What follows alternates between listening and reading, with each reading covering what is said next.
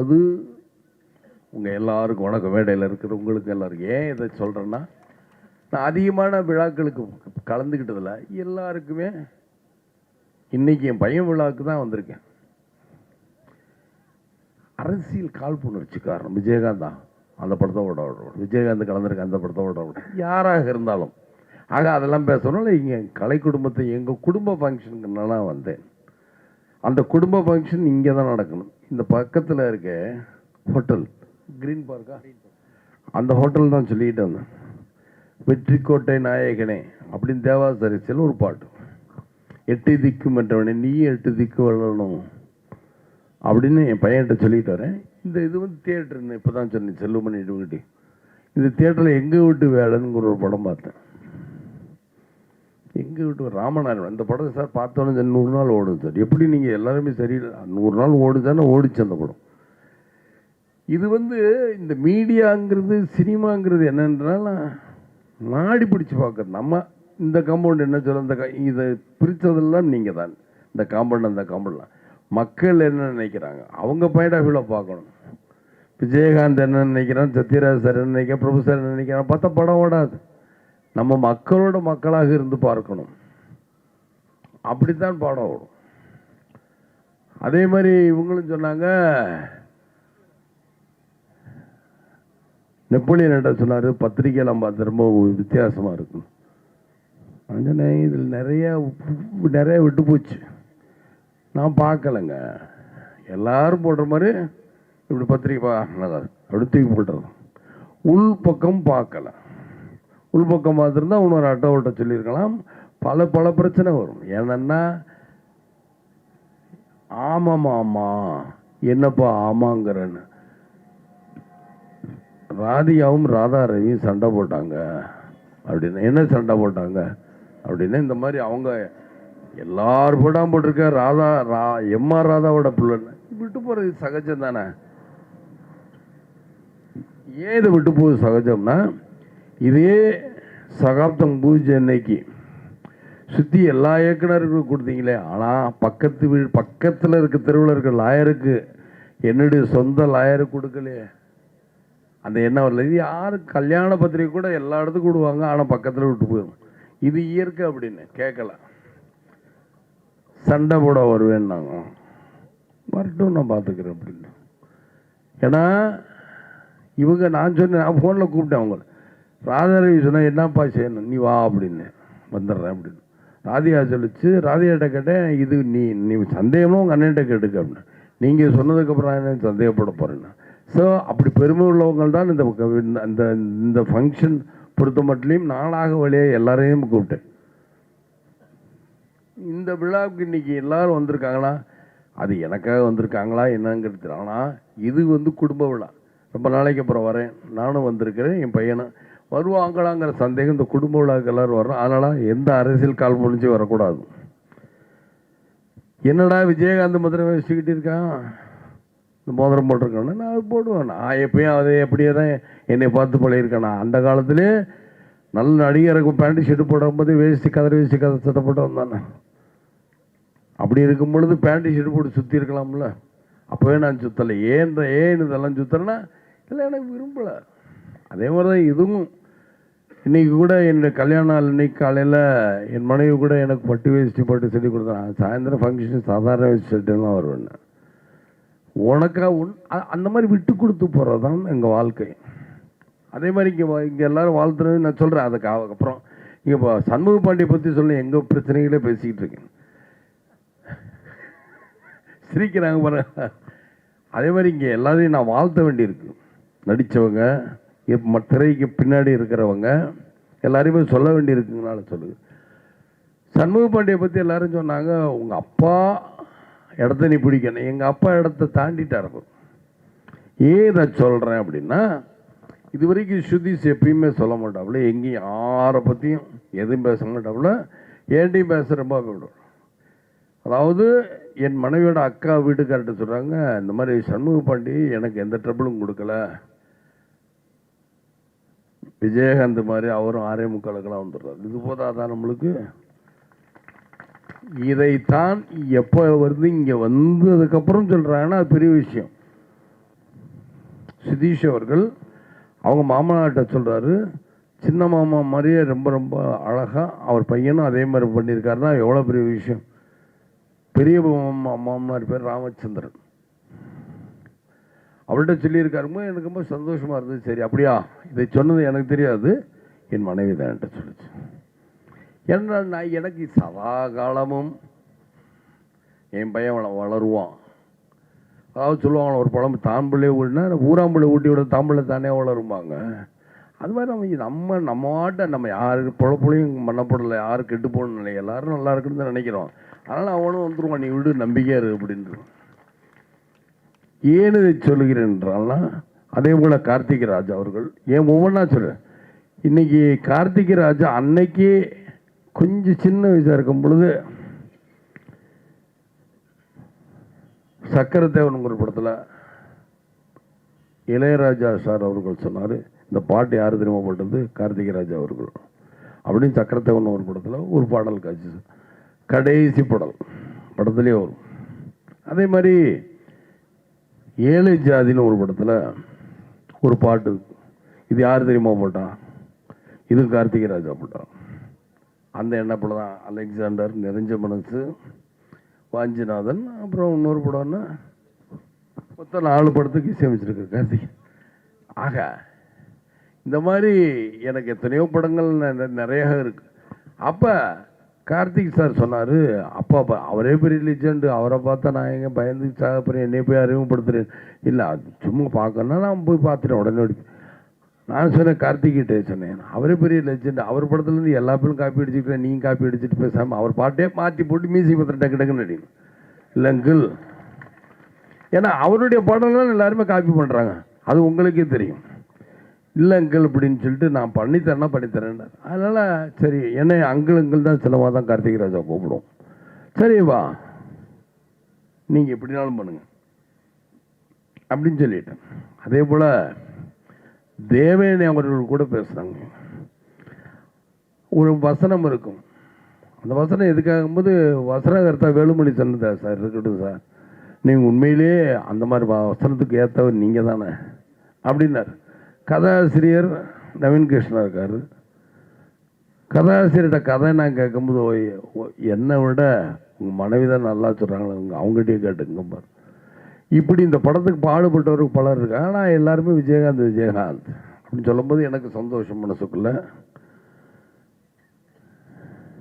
அதே போல் டைரக்டர் சுரேந்திரன், பூஜை படமும் இருந்த வேற ஒருத்தர், அதையும் நான் சொல்லிடுறேன். அவர் என்னமோ எதாவது நினைச்சாரு மந்திரில், எனக்கு இது வரைக்கும் காரணம் என்னந்தில்ல. என்கிட்ட சொல்லும் பொழுது வசனகர்த்த வேலுமணி சொல்றது தான் சொல்கிறேன். என்னன்னு தெரியல, ஃப்ரெண்டு ஏதோ ஆக்சிடெண்ட்டா போயிட்டாரு சொல்லுவோம். சரி, அதுக்கப்புறம் யாருக்கும் தெரியல. சுரேந்தர்கிட்ட சொல்லிட்டு தான் இருந்துச்சு. சுரேந்தர் ஏன்னா பட பூஜைக்கு ஒரு வரல, அவர் ரைட் நீங்கள் சொன்னீங்க நான் பண்ணுறேன், சரி நீங்கள் பண்ணுங்க அப்படின்னு. அவர் பேர் அதனால தான் போடலை. நீங்களும் சரி, நானும் பத்திரிக்கையில் டிவியில் ஏதாவது சொல்லுவாங்களா, ஏதாவது சொல்லிக்கிட்டே கிடதான், சரி நான் விட்டேன். ஏன்னா நம்ம கோவப்பட்டு என்ன இதில் என்ன, ஆனால் என்னென்ன பெரிய கோவக்காரமா, கோவப்படுறது இன்னொருத்தவங்க வச்சுக்குவோம், அதெல்லாம் வேண்டாம். இங்கே அரசியல் பேச நல்லா இருக்காது, அதெல்லாம் நான் அரசியல் பேச வரல. அதே போல் சண்முக பாண்டி, ஏன்னா நான் டெய்லிங்கிறக்குள்ளே 50 அடி ஹைட்டில் கீழே குதிச்சுட்டாங்க. டமால் டமால் லாரியில் குதிச்சுக்கு வந்து கேட்சா அப்படிங்கிறது கோச்சா, நான் கேட்சா அந்த ஃபைட் மாஸ்டர் விருதகிரியில் என் ஸ்ப்ரிங் ஃபைட் பண்ணவர். ஒரு ஓப்பனிங் ஃபைட் நீங்கள் பார்த்துருப்பீங்க விருதகிரியில். அவர் அப்படியே போய் புக் பண்ணி அவர் தான் இந்த ஃபைட் எடுக்க வச்சுன்னு, கேட்சாங்கிற மாஸ்டர் தான். அந்த அளவுக்கு இப்போ கூட நான் சந்திரசேகர்டியும் எப்படி சொல்லி நல்லா டெடிக்கேஷன் அவனுக்கு இருக்குது, டெடிக்கேட்டடான பீப்புள் தான். இப்போ ஜெயம் ரவி கூட சொன்னார், நீங்கள் தயவுசு அப்பா ஃபாலோ பண்ண, அப்பாவை விட அதிகமான செல்லுமணி கூட சொன்னார், நீங்கள் என்ன ஃபாலோ பண்ணாதீங்க. அமிதாப் பச்சன் என்ன பண்ணார், தயவுசு யாரையும் ஃபாலோ பண்ண, நீங்களாக இருக்கு. இது வரைக்கும் நான் ஏதாவது ஒரு அட்வைஸ் பண்ணியிருக்கேன்னா, அட்வைஸே பண்ணதில் இப்படி நடின்னு சொல்ல உனக்கே தெரியும். இந்த காலகட்டத்தில் இருக்க பசங்கள் நம்ம என்ன சொல்லி பெரிய நம்ம லெஜெண்டு நம்ம தான் சொல்லிக்கிறோம் தவிர அடுத்தவர்கள் சொல்ல அவங்க சொல்லணும். அதைத்தான் விரும்புகிறேன். இன்னைக்கு கூட ஜெகனோட பேச்சு எனக்கு ரொம்ப பிடிச்சது. எங்கள் டைரக்டர் சந்திரசேகர் அவர்களை மிக அழகாக சொன்னார். வாங்க எஸ்சிசி அவர்களே, இப்போ தான் நடிகர் வாங்க அப்படின்னாரு. எனக்கு ரொம்ப சந்தோஷமாக இருந்தது. அதே மாதிரி பிரபு சாரோட பையன் விக்ரம் பிரபு கூட சொல்கிறாரு, இந்த மாதிரி என் நடிக்க சொன்னார். இதெல்லாம் எனக்கு கேட்கும்போது சந்தோஷமாக இருக்கு. நான் யாரும், ஏன்னா அவங்க தலையெழுத்து ஏதோ அது இப்படி தான் நடக்கும். நான் காஸ்டியூம் ராஜேந்திரனே சொல்லுவேன், யார்கிட்டமா ட்ரெஸ் இது எனக்கு தான் தைக்கணுங்கிற தைக்காதீங்க. இவர் சொல்கிறபடி கலர் 7, ஆக வானவில் கலர் 7 யாருக்கு பொறுத்தா அவங்க ஒரு இதில் என்ன இருக்குது, நீங்கள் சம்பாதிக்கும் போது தான் சம்பாதிக்கணும், மீதி நேரம் சம்பாதிக்கணும், முடிஞ்சால் சம்பாதிக்க முடியாது, அதான் சினிமா. அப்படி தான் நான் சொல்லி வைக்கேன். ஏன்னா எனக்கு வந்து யார், அது மாதிரி சத்யராஜோட புள்ள சிபிராஜ் கூட சொன்னார், ஜெயம் ரவி இப்படி மோகன் சார் ஒவ்வொருத்தவங்களும் சொன்னார். ஜெயம் ரவி கூட சார் உங்களை இப்படி தான், ஜெயம் ரவி கூட சொன்னார் உங்களுக்கு இப்படி தான் சார், பீச்சில் கூட ஒரு வாரம் போய் கத்துறேன்னு. எனக்கு அதெல்லாம் இல்லை. என்ன யார் இங்கேருந்து அன்னைக்கு நான் ஒரு கதாநாயகன் தான் அன்னைக்கு அவருக்கு சொல்லியிருக்கூடாது. எனக்கு அதெல்லாம் கிடையாது. யார் கதாநாயகராக இருந்தாலும் யார் ஏற்றுக்கொள்ளப்படும் அவர் தான். எல்லாரும் தான் அரசியல் கட்சி தலைவர்கள். எல்லாரும் யார் ஏற்றுக்கிறாங்க அவங்க தான் தலைவர்களாக வர முடியும். எல்லாருமா தலைவராக வர முடியும்? அவன் மக்கள் ஏற்றுக்கணும். ஆக மக்கள் ஏற்றுக்கிட்டாங்க. இதனால நம்ம பயப்படக்கூடாது சொல்றதுக்காக. இதுக்காக எனக்கு எந்த வித பயமும் எந்த வித கூச்சமும் கிடையாது. இன்னொன்று, திரைக்கு மறைவில் எவ்வளோ சொல்லணும்னு நினச்சேன். சண்டை பயிற்சி உங்களுக்கு தெரியும், ராய்கிராஜ் சண்டை. எடிட்டர் அகமதை பற்றி சொல்லணும்னு நீங்கள் பார்த்துருப்பீங்க. நான் சொல்லணுங்கிற அவசியம் இல்லை. மட்டும் சொல்லுவேன், செய்யும் தொழிலே தெய்வம் அப்படின்னு நினச்சிக்கணும், அடிக்கடி சொல்லுவேன். அதான் நம்ம எந்த மதம் எந்த சாமியை கும்பிட்றோம், செய்யும் தொழில் தான் தெய்வம். நான் இந்து தான், நான் இந்த நேரம் கோயிலுக்கு போய்கிட்டு இருக்கேன், செய்யும் தொழில் தான் தெய்வம்னு அவருக்கு சரிட்டு. ஒரு டைரக்டரை பற்றி சொல்லிட்டேன், இளையராஜா பற்றி தேவயானை பற்றி சொல்லிட்டேன். கதாநாயகி 2 பேர் எப்படி செலெக்ஷன் பண்ண அதற்கு என் மனைவிட்ட தான் கேட்கணும். ஏன்னா அதெல்லாம் அவங்க இஷ்டம்ட்டேன். இவனை கேட்டால் என்னப்பா உனக்கு பிடிச்சிருக்கேன், அதெல்லாம் எனக்கு தெரியாது. அவங்க அண்ணாவும் அவங்க அம்மாவும் சொன்னதான் அவர் ஒத்துக்குருவார். யார் இந்த கதாநாயகன் சொல்லப்படுற சண்முக பாண்டி மறிச்சாங்க, நாம் ஆமாங்கிற இங்கே தலையாட்டிக்கிட்டே இருக்கிறேன். அதுதான் உண்மை. நான் வந்து அப்படி கேஷுவலாக போயிட்டு எனக்கு வேலைகள் இருக்குது அப்படின்னு ஓடிடுவேன். இன்றைக்கி கூட எடிட்டிங் ரூம் என் வீட்டுக்கு மாடியில் போட்டிருக்குன்னா நாங்கள் சரியாக, ஏன்னா எனக்கு கச்சின்னு ஓடிடுவேன். அந்த வேலையில் பார்க்குறதெல்லாம் என் மனைவி தான். டப்பிங் தேட்டரில் அத்தனை பேரும் ஆண்களோட உட்காந்துருக்கேன்னு எதற்காக உட்காந்துரு, நீங்கள் எப்படின்னா நான் எதையுமே நினைக்கிறல. என் மனைவியை பற்றி எனக்கு தெரியும். வீட்டில் எடிட்டிங் பண்ண ஏதாவது நோண்டிக்கிட்டே இருப்பாங்க. என்னதாங்க இவங்க சொன்னாங்களே, பெத்த பிள்ளைகள் எப்படி இருக்குன்னு பார்க்கறதுக்கு யாராக இருந்தாலும் திரும்ப பார்க்க தானே செய்வாங்க. இப்போ கூட பாண்டியராஜ் கூட என்ன சொன்னார், நான் கூட கன்னிராசியில் ப்ரொஃபஸர் அப்படி நடித்தார் இப்படி நடித்தார், ஏன்பா நீ ஒரு சீன் வந்து ஒரு 4 சீன் வந்துருந்தா நல்லா இருக்குமே. அதனால தான் ஆண் பாவம் நடிச்சேன்னா நம்ம தெரியல. பேரே பாருங்கள், ஆண் பாவம். அவர் எப்படி வச்சுருக்காருன்னு பாருங்கள். இப்படி ஒவ்வொருத்தங்களா சொல்லிக்கிட்டே போகலாம். அதே மாதிரி தான் நீ வாசாரிட்டின்னு சொன்னேன் சார். நீங்கள் உங்கள் பிள்ளைகளை அறிவுப்படுத்தும் போது எல்லா ஹீரோ சிட்டியும் தான் நீங்கள் டைரக்ஷன் பண்ணியிருக்கீங்களே, எல்லா ஹீரோ சிட்டியும் ஒவ்வொரு சீன் நடித்தாலே படம் ஃபுல்லாகிருமே. இதுக்குன்னு உங்களுக்கு அவருக்கு ஸ்கிரிப்ட் சொல்லணுங்கிற அவசியம் கிடையாது. அவருக்கு சந்திரசேகருக்கு, டிவாஸ் சாருக்கு, என்னுடைய இயக்குனர் இன்னொருத்தர் யார் ராமநாராயணனுக்கு, சுந்தரராஜ் சார், சுந்தரராஜன் சாரை பற்றி சொல்கிறேன், அப்புறம் சொல்கிறேன். அது ஏன்னா சுந்தரராஜ் சார் எப்படின்னா அப்படி வாங்க அப்படி போ. ஆனால் அந்த படம் பூரா ஹிட்டு தான் எனக்கு தெரிஞ்சு. இதுவரை அவரும் ஆக்ஷன் ஹீரோவாக இருந்த விஜயகாந்தை வைதேகி கத்திருந்தாங்க படத்திற்கு மூலயமாக என்னை சுந்தரராஜ் அவர்களும் உங்கள்கிட்ட இருந்தார். அதுக்கு அடுத்த மாதிரி விக்ரமன் சார் ஆக்ஷன் ஹீரோ இருந்தால் எனக்கு ஒன்று என்கிட்ட வந்து கதை சொன்னால் ரொம்ப நல்லா இருக்குது சார் இந்த கதைன்னா. சார் எப்படி சார் இருக்கு, ரொம்ப நல்லா இருக்குது சார், ஆனால் எனக்கு ஏற்ற கதை இல்லைன்னு நினைக்க. என்ன சார் இப்படி சொல்லி ஒரு 15 நாள் உடனே மாற்றி கொண்டு சொன்ன ரொம்ப நல்லா இருக்குது. இப்போ எப்படி சார் இருக்குது, நல்லா இருக்கு. ஆக வானத்தை போல கொடுத்த இயக்குனர் விக்ரமனுக்கும் வாழ்த்துக்கள். கேப்டன் பிரபாகர் பொன்னார் புலன்வி சன்னே செல்வமணி சொல்லி தான் ஆகணும். அப்போ கேப்டன் பிரபாகர் படம் பண்ணாங்க. படம் பண்ணும்போது இப்ராஹிம் ராவுத்தர்கிட்ட போய் இந்த கதை எப்படிங்க இருக்குன்னு கேட்டாங்க. நான் படம் எடுக்கிற விஜயகாந்துக்காக, அடுத்தவங்களுக்காக இல்லை, அதை பார்த்துக்கணும். உடனே இவங்களும் உடனே மாற்றி உடனே சொல்ல விக்ரமன் சாரா 15 நாள் டைம் எடுத்தா எனக்கு ஒரு 5 நாள் டைம் கொடுங்கன்னாங்க. 5 நாளில் மாற்றி கதை சொல்ல இதுதான் நான் கூட சொன்னேன். நான் சண்டை போட்டு கொஞ்ச நாளில் அப்போ 3 எழுத்துல நான் பின்னாடி வரேன், ஒன்றா வரேன். எனக்கு ஞாபகம் வரனாலே எடிட் பண்ணல எதுக்கு வேண்டாம் அப்படிங்கிறது என் மனசாட்சிக்குள்ளே ஒரு எடிட்டிங் ஓடும். அதுக்காக கட் பண்ணிட்டு தயவுசெய்து யார் தவறலாம். அதே மாதிரி தான் 3 எழுத்தில் மூச்சிருக்கும் பொழுது இப்ராஹிம் ராவத்திற்கு நடிக்கிறேன்னு யார் அட்வான்ஸ் வாங்கியிருந்தாங்க. நடிக்கலை, திரும்ப நடிச்சேன். இப்போ ஏற்கனவே நடிச்ச பூந்தோட்டம் கலக்காரன் சிந்தூர் போய் இதையும் நடிக்க சொல்கிறேன், வேறு ஹீரோ இப்படி தான் உனக்கு நல்ல ப்ளஸ்ஸாக இருக்கும், இல்லை நீயே நடி அப்படின்னா அந்த படம் போகலாம்.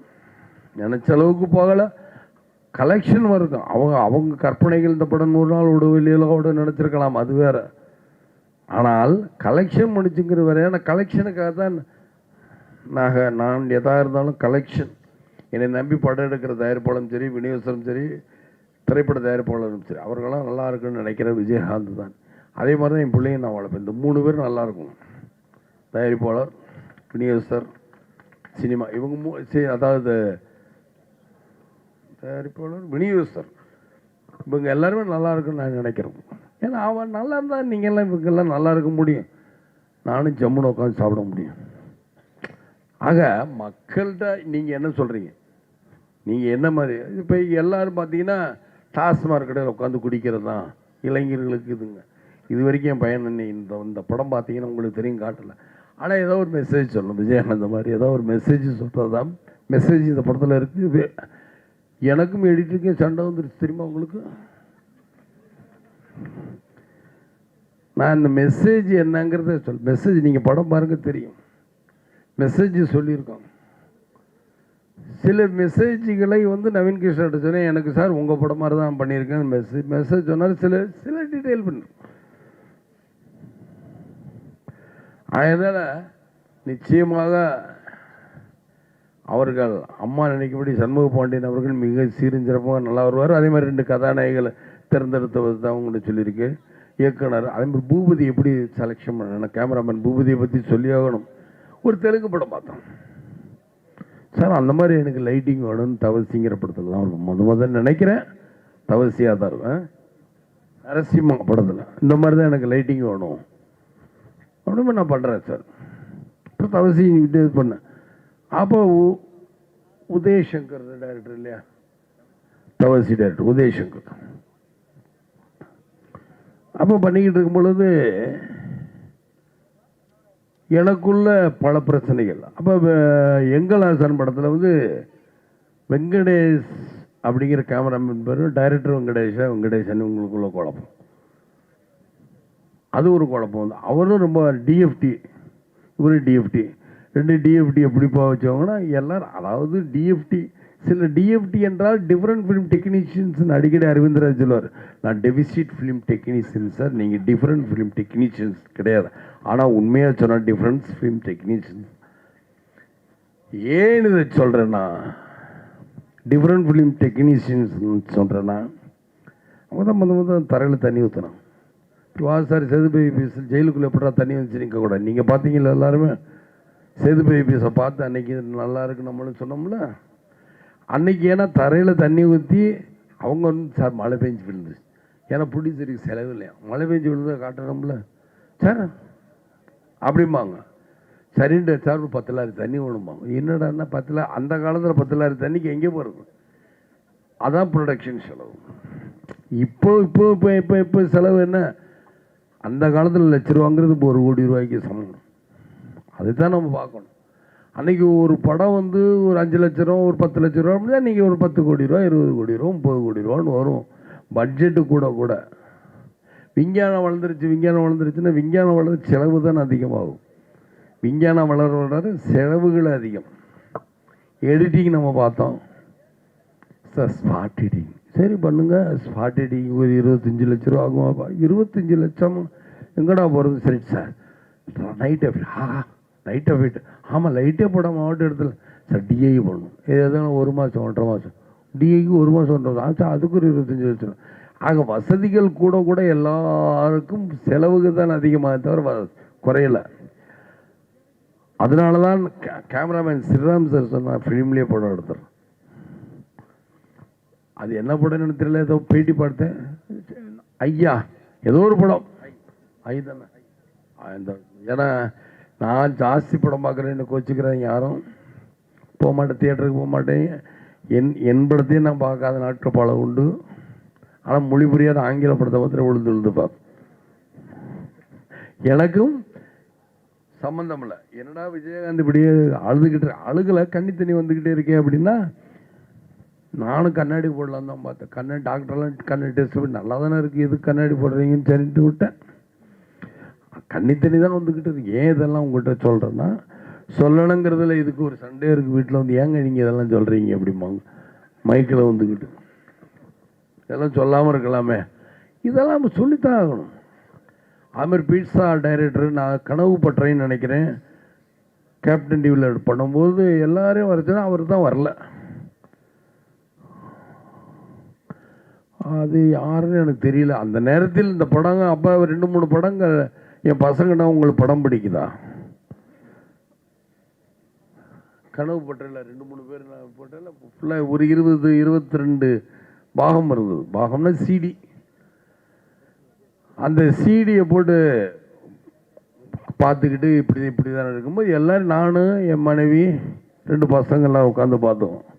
அதை பார்த்து இன்றைக்கி எல்லாரும் எல்லா டிவிலையும் கனவு பட்டுற மாதிரி ஒவ்வொருத்தவங்க ஒரு பேர்கள். இது வந்து ஈஸி சார். 10 மணி அதனால் நான் முடிச்சுக்கிறேன். வந்த அனைவருக்கும் நன்றிகள் தான் வணக்கம் தெரிவித்துக் கொண்டு விடைபெறுகிறேன். நன்றி, வணக்கம். கேப்டன், ஒரே ஒரு கேள்வி கேட்கணும் கேப்டன். என்ன கேள்வினா, இன்னைக்கு எப்படி சொல்றது, ஒரு முக்கியமான நாள். ஓகே, சகாப்தம் படத்தோட ஆடியோ லான்ச் வரும்போது தான் கேள்விப்பட்டோம்.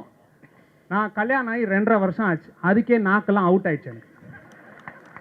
நீங்க 25 வருஷம், இன்னைக்கு கேப்டன் அண்ட் மிஸ்ஸஸ் கேப்டனோட 25வது கல்யாண நாள்.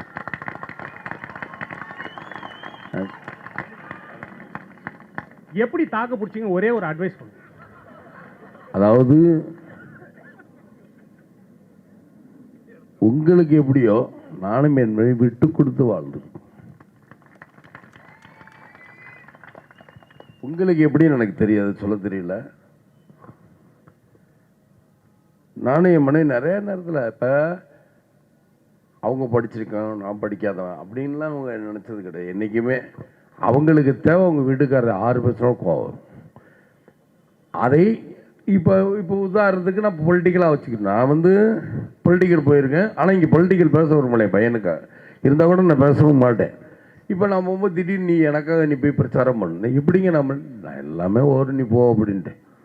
அதே மாதிரி தான் நீ இதுக்கும் செகண்ட் ஹாஃப் எல்லாருமே சொன்னாங்க, நீ நான் வரமாட்டேன் வெளிநாடெல்லாம் அப்படின்னு. சரிண்ணா, நான் ஏன்னா எனக்கு கட்சி வளம் தான் எனக்கு முக்கியம் அப்படின்னு நான் சொல்லியிருந்தேன். இருந்தாலும் சண்முக பாண்டிக்காகவும் என் மனைவி அனந்தனுக்காக நான் போயிட்டு அங்கே போயிட்டு நல்லா எனக்கு உட்காந்து பேப்பரை பார்க்குறது இது ஏன் நான் அன்றைக்கி பேப்பரை பார்க்கலன்னு சொன்னால் அதுக்கெல்லாம் ஒரு காரணங்கள் இருக்கு, அதெல்லாம் சொல்ல விரும்பலை. ஏன்னா அதெல்லாம் வேறு. அப்போ போகும்பொழுது சொன்னேன், எடிட்டிங் நீ தான் பார்க்கணும், டப்பிங் நீ தான் போகணும். இன்றைக்கி டப்பிங் எடிட்டிங்கும் நான் சொல்லி என் மனைவி போதுன்னு இருக்கேன். நான் வரமாட்டேன். இப்போ இறங்கணுன்னா கட்சி வளம் தான் போயிடுவேன். இன்னைக்கு வரைக்கும் நான் கட்சி வேலை பார்த்துட்டு தான் வந்திருக்கேன். ஆகையினால நீ தான் எல்லாத்தையும் பார்த்துட்டு இன்னைக்கு வரைக்கும் என் மனைவி தான் நான் சொல்லி தான் வருது. அதனால தான் வீட்லேயே நான் எடிட்டிங் ரூம் போட்டு வச்சுருக்கேன். ஏன்னு இதை சொல்கிறேன்னா, எங்களுக்குள்ள ஒரு அண்டர்ஸ்டாண்டிங். அதனால தான் இன்றைக்கி நீங்கள் பற்றி கேட்குறாரு, ஜெகன் கேட்டார் 25 வருஷம் எங்களுக்கு 2.5 வருஷம் உங்களுக்குள்ள அண்டர்ஸ்டாண்டிங் வரணும் வந்துடும். அவர் மனைவி என்னைக்கு பார்த்தேன் பேங்காங்கில், நிச்சயமாக வரும். இந்த வெள்ளி விழாவுக்கும் நீங்களும் உங்களுக்கு கல்யாணம் ஆகி 25 வருஷம் அப்போ நீங்கள் என்னை கூப்பிடணும், நான் இருப்பேன் என்று வாழ்க என்று வாழ்த்து விடைபெறுகிறேன். நன்றி, வணக்கம். இந்த படத்தினுடைய துவக்க விழா நண்பர் விஜயகாந்த் வீட்டில் தான் நடந்தது. நான் போயிருந்தேன். அப்போ ஒரு முதல் ஷாட்டு தம்பிக்கு வசனம் கொடுத்து பேச வேண்டிய ஒரு காட்சி எடுத்தாங்க. உண்மையிலேயே ரொம்ப கூச்சப்பட்டு நின்று இருந்தார். எனக்கு என்ன சரியாக ப்ரிப்பேர் ஆகாமல் இறக்கிட்டாங்களா, டைலாக் பேசுறதுக்கு ரொம்ப கூச்சப்படுறாப்லையே அப்படின்னு கொஞ்சம் எனக்கு ஒரு யோசனையாக இருந்தது. ஆனால் இன்னைக்கு ட்ரைலர் பார்த்தோன்னே சூப்பர் பின்னிட்டீங்க. இல்லை, ஏன்னா நான் நடிகராக இருக்கிறதுனால எங்களுக்கு அந்த கஷ்டங்கள் என்னன்னு தெரியும். ஒரு நடிப்பு அதை எனக்காட்டு அப்பா காட்டு எல்லாருக்குமே தெரியும். பெரிய சிக்கல் வந்து டான்ஸ் தான். மிகப்பெரிய சிக்கல் டான்ஸ் தான். அது வந்து எக்ஸ்ட்ரானரியாக பண்ணியிருக்கீங்க. பண்ணும்போது அப்புறம் ஃபைட்டு பற்றி உங்களுக்கு சொல்ல வேண்டிய அவசியமே இல்லை. இப்போ எப்போவுமே வந்து ரொம்ப கூச்சப்படுற விஷயமே டான்ஸ் தான். அதில் எப்போ நீங்கள் அசத்தலாக பண்ணிட்டீங்களா அப்புறம் வந்து நடிப்புங்கிறது வந்து சர்வசாதாரணமாக பண்ணியிருப்பீங்க. அதில் எந்த விதமான சந்தேகம் இல்லை. இந்த படம் டெஃபினட்டாக சூப்பர் ஹிட் ஆகும் அப்படிங்கிறதுக்கு எல்லா சாட்சியங்களும் இந்த காட்சியில் இருக்குது. வேற ஒன்றுமே இல்லை. எப்போவுமே வந்து நமக்கு முன்னாடி ஓஹோன்னு ஜெயிச்சு காட்டினவங்க தான் நம்மளுக்கு பெரிய இம்சையாக இருப்பாங்க. நம்மளுக்கு வந்து என்னென்னா புரட்சி தலைவர் எம்ஜிஆர் அவர்களாகட்டும், நடிகர் திலம் சிவாஜி அவர்களாகட்டும், அவங்க மிகப்பெரிய சாதனையை பண்ணி காட்டில அதுக்கப்புறம் வர நடிகர்கள் வந்து நம்ம அவங்களாட்ட பண்ணி ஆகணுமே அப்படிங்கிற ஒரு சூழ்நிலை உருவாங்க. நான் வந்து சில விஷயங்கள் சினிமாவில் நான் ஏதோ ஒரு அளவுக்கு நல்லா பண்ணியிருக்கேன்னா அதுக்கு எனக்கு மிகப்பெரிய ஒரு இம்சை அரசனாக இருந்தது அப்பா தான். இல்லை பெரிய டார்ச்சருங்க உங்களால். என்னன்னா நான் ஹீரோ ஆவேன்னு நினைக்கல. நம்ம ஏதோ தகடுன்னு வசனம் பேசணும், நம்ம வந்துட்டோம். ஹீரோ ஆகலைன்னு நினைக்கல, எதுவுமே நான் பழகிக்கல. ஏதோ ஒரு இதில் ஹீரோ ஆகிட்டேன். அப்படியே வசனம் பேசி காலத்தை ஓட்டலான்னா ஸ்டண்ட் மாஸ்டர் வருவார். சார் கொஞ்சம் ஃபைட்டு கிட்டெல்லாம் அப்படியே செவத்தில் ஏறி அடிக்கணும். எதுக்குங்க நம்ம தான் தகடுனால கைதட்டுறானா அப்புறம் எதுக்கு? இல்லை நீங்கள் விஜயகாந்த் சார் பாருங்கள், அவர் ஃபைட் எப்படி பண்ணுறாரு, அதில் ஒரு பாதியாவது பண்ணாதான் ஹீரோவை தாக்கம் பிடிக்க முடியும். சரி இப்போ விடுங்கப்பா ஏதாச்சும் பண்ணிடலாம் அப்படின்னா, சரி சண்டை தான் ஏதோ பண்ணிடலாம் அப்படின்னா எந்த விதமான தயக்கம் இல்லாமல் தைரியமாக எல்லா விஷயத்தையும் இறங்கி பண்ணிடுவார். கூலிக்காரன் படத்தில் வச்ச கூறி தப்பாரு, இந்த பூரி தோக்காரு, எதை கண்ட பரதநாட்டியம் ஆட சொன்னா பரதநாட்டியம் ஆடுறாரு. இப்போ என்ன பிரச்சனைனா, பிரச்சனை அவருக்கு இல்லை, எனக்கு தான். பாருங்க, அவர் பரதநாட்டியம் ஆடுறாரு. ஐயோ ஏன் இவர் இம்சை பெரிய இம்சையாக இருக்குது. சரி அப்போ ஏதோ ஓரளவுக்காவது நம்ம டான்ஸ் ஆடி ஆகணும். சரி ஆடிடலாம். சரி அப்போதான் சம்பாதிச்சு ஏதோ வீடு வாங்கலாம் கார் வாங்கலாம்னா ஏதாச்சும் நாட்டில் ஒரு பிரச்சனை வரும், அள்ளி கொடுத்துருவார். சார் பாருங்க, அவர் விஜயகாந்த் சார் இவ்வளோ லட்சம் கொடுத்துட்டாரு, அதில் ஏதோ ஒரு பாதியாவது கொடுத்தா தான் நம்ம பேரை காப்பாற்ற முடியும்.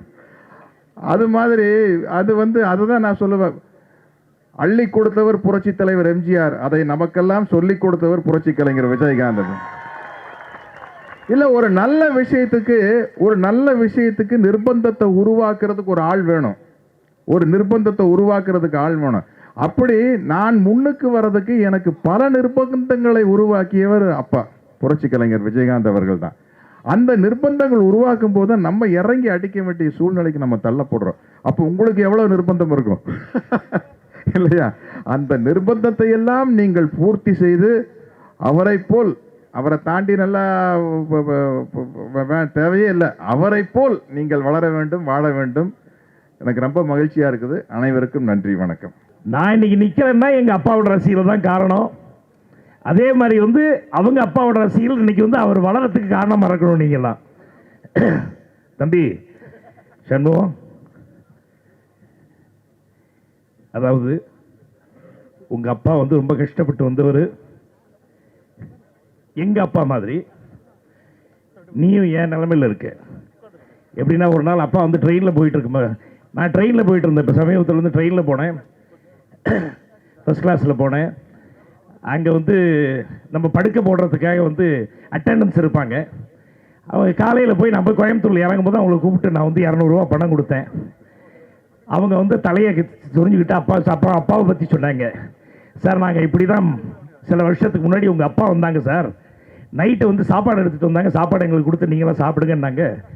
காலையில் இறங்கும்போது எங்கள் கையில் 4 பேர் இருந்தால் எங்கள் கையில் வந்து 20 ரூபா கொடுத்து 20 ரூபா நீங்கள் 4 பேர் வச்சுக்க பண்ணாங்க. அப்போ நாங்கள் தலையை சொரிஞ்சு நாங்கள் என்ன சொன்னோம், பிரபு சார் எங்களுக்கு 200 ரூபா கொடுப்பாரு சார்னாங்க. ஓஹோ 200 ரூபா கொடுப்பாரப்பா. அவங்க அப்பா பணக்காரர், என் அப்பா ஏழைன்னாரு. அந்த மாதிரி இன்னைக்கு உங்கள் அப்பா வந்து நான் நிறைய கற்றுக்கிட்டேன் உங்கள் அப்பா கிட்ட. அதாவது வந்து டெக்னீஷியன்ஸ், சக கலைஞர்கள், இந்த ப்ரொடக்ஷன் பாய்ஸு, ஸ்டண்ட் ஆர்டிஸ்ட்டு எல்லாருக்கிட்டையும் வந்து ரொம்ப சகஜமாக நடந்து பழகக்கூடியவர் உங்கள் அப்பா. இன்னைக்கு வந்து நம்ம எல்லாம் இங்கே வந்திருக்கோன்னா உங்கள் அப்பா மேலே உள்ள அன்பில் தான் நாங்கள்லாம் இங்கே வந்திருக்கோம். அதே மாதிரி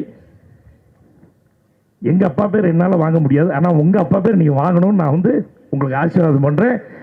அடிச்சு நொறுக்குங்க தம்பி, அடிச்சு நொறுக்குங்க. நன்றி நன்றி, வணக்கம். ரொம்ப சந்தோஷமாக இருக்குது.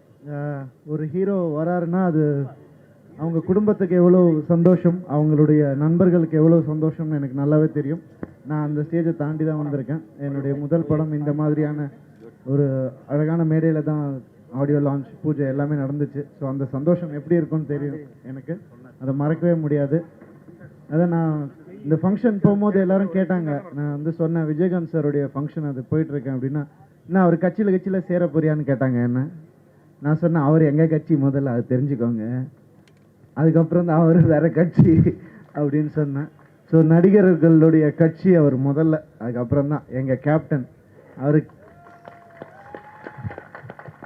அவர் வந்து கேப்டன் ஏன் சொல்கிறோன்னா, கிரிக்கெட் மேட்ச் எடுத்துக்கோங்களேன், கிரிக்கெட் கேப்டன் ஏன் அவரை கேப்டன்னு சொல்கிறோன்னா, ஒரு கேப்டன் தான் ஜாதி மதம் இனம் மொழி கலாச்சாரம் எதுவுமே பார்க்காம இருக்கிறவர். அந்த மாதிரி தான் எங்கள் கேப்டனும்.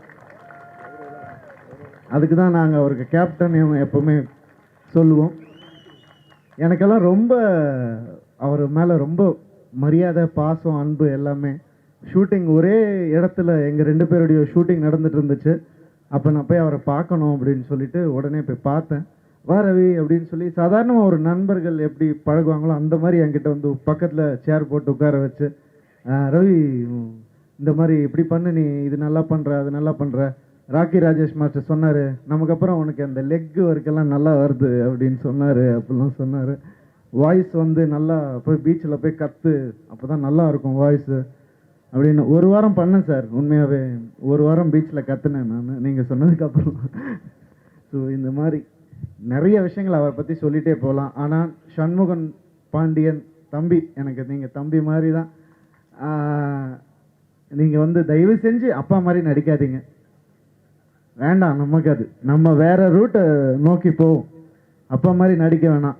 அப்பா மாதிரி நல்ல குணம் அது எப்படியாவது நமக்கு வரணும், நம்ம எல்லாருக்கும் வரணும். நம்ம சக கலைஞர்கள் எல்லாரும் அப்பா மாதிரி நடிக்கிறதுன்னு நம்மளால் கஷ்டம். அது நம்ம வேற ரூட் பிடிச்சி நம்ம வேற மாதிரி பண்ணுவோம். ஆமாம், ஏன்னா நம்ம சத்யராஜ் சார் சொன்ன மாதிரி அவங்க தான் நமக்கு தடையாக இருக்கிறது. அவங்க ஒரு ஸ்டாண்டர்டை க்ரியேட் பண்ணி வச்சிடுறாங்க, அதுக்கப்புறம் நம்மளால் அதை உடைக்க முடியல. ஸோ நமக்குன்னு ஒரு ரூட் நம்ம தனியாக கண்டுபிடிச்சி கலக்குவோம். அப்படி தான் எல்லோரும் இங்கே இருக்கிறவங்க எல்லாரும் முயற்சி பண்ணிகிட்ருக்கோம். ரொம்ப ரொம்ப சந்தோஷம். நீங்கள் welcome to the industry. Captain சாரை நான் வந்து திரையுலகத்தில் தான் பார்த்துருக்குறேன், நேரில் பார்க்கணும்னு ரொம்ப ஆசைப்பட்டேன். நானும் மதுரைக்கு சொந்தக்காரன் தான். நான் இந்த படத்தில் நடிக்கிறதுக்கு எனக்கு முக்கிய காரணம் என் மாப்பிள்ளை சமூக பாண்டியன், அவருடைய சகோதரன் தான் என்னுடைய ஃபேனு. நான் எஸ்ஆர்எம் காலேஜில் ஒரு கல்ச்சர் ப்ரோக்ராம் போகும்போது அவங்க என்கிட்ட சொன்னாங்க, பெரிய தம்பி சார் எங்கள் படத்தில் நீங்கள் நடிக்கணும் அப்படின்னு. சரி தம்பின்னு. அது மாதிரி 2 பேரும் கேப்டன் சார்ட்டு என்னுடைய சகோதரிட்டையும் ரொம்ப போராடி என்ன இந்த படத்தில் நடிக்க வச்சுருக்காங்க. அவங்களுக்கு ரொம்ப நன்றி கடன்படுறேன். 2வது கேப்டன் சாரும் ப்ரொடியூசருக்கும் என்னுடைய சகோதரிக்கும் நான் ரொம்ப நன்றி கடன்பட்டிருக்கேன். இந்த படத்தில் வந்து நான் வந்து தம்பிக்கு மாமாவாக வரேன். நான் அடிக்கடி இந்த படத்தில் மாப்பிள்ளைன்னு சொல்லுவேன். அந்த பாக்கியம் எனக்கு கிடச்சிருக்கு. இந்த படம் ரொம்ப பிரமாதமாக அற்புதமாக வந்திருக்கு. இதில் இன்னொரு பெருமை என்னென்னா, நான் வந்து உங்கள் முன்னால் சொல்கிறதுக்கு ரொம்ப சந்தோஷமும் ரொம்ப மகிழ்ச்சியாக சொல்கிறேன். கேப்டன் சார் என்னை வந்து இந்த மாதிரி நடிங்க அந்த மாதிரி சொல்லி என் பக்கத்தில் உட்காந்து எனக்கு ஆலோசனை சொல்லி என்னை வேலை வாங்கினவர். அந்த பாக்கியம் கிடைச்சிக்கு நான் ரொம்ப நன்றி கடன்பட்டிருக்கிறேன். கண்டிப்பாக அந்த படம் மிகப்பெரிய வெற்றி படம் வர்றதுக்கு என்னுடைய வாழ்த்துக்கள். கண்டிப்பாக அந்த கேப்டன் சார் படத்து கம்பெனியில் நான் தொடர்ச்சியாக பண்ணணும்னு என்னுடைய ஆசை. எனக்கு பேச வாய்ப்பளித்த கேப்டன் கம்பெனிக்கு என்னுடைய நெஞ்சார மனதார வாழ்த்துக்களை சொல்லி விடுவீர்கள். நன்றி நன்றி நன்றி. நான் உதவி இயக்குனராகி இருந்த காலகட்டத்தில் மொத்தமாக 8 ஹீரோ தான் இருந்தாங்க. அந்த காலகட்டத்தில் இருந்த எல்லா உதவி இயக்குனருக்கும் அந்த 8 ஹீரோவில் யாராச்சும் ஒருத்தங்களை வச்சு பண்ணணுங்கிறது தான் பெரிய லட்சியமாக இருந்துச்சு. பட் பை காட்ஸ் கிரேஸ் வந்து அந்த 8 பேரில் 7 ஹீரோ வச்சு நான் பண்ணிட்டேன். ஒரே ஒரு ஹீரோ வச்சு தான் நான் பண்ணல, கேப்டன் வச்சு. அதுக்கு ஒரு காரணம் சொல்லணுன்னா, ஒரு வேடிக்கையாக ஒரு தெலுங்கில் ஒரு கதை சொல்லுவாங்க. தெலுங்கு இண்டஸ்ட்ரியில் எல்லா டைரக்டர்களுக்கும் ஒரு போட்டி இருந்துச்சு. ஒரு பர்டிகுலர் ஷாட் எடுத்துட்டா 1 லட்ச ரூபா பரிசுன்ட்டு. அந்த ஷாட் என்னென்னா, ஜமுனாமான ஒரு பெரிய நடிகை இருந்தாங்க. அவங்க நெத்தியில் வந்து நாகையா சார் பொட்டு வைக்கணும். எந்த டைரக்டராலையும் அந்த போட்டியில் ஜெயிக்க முடியல.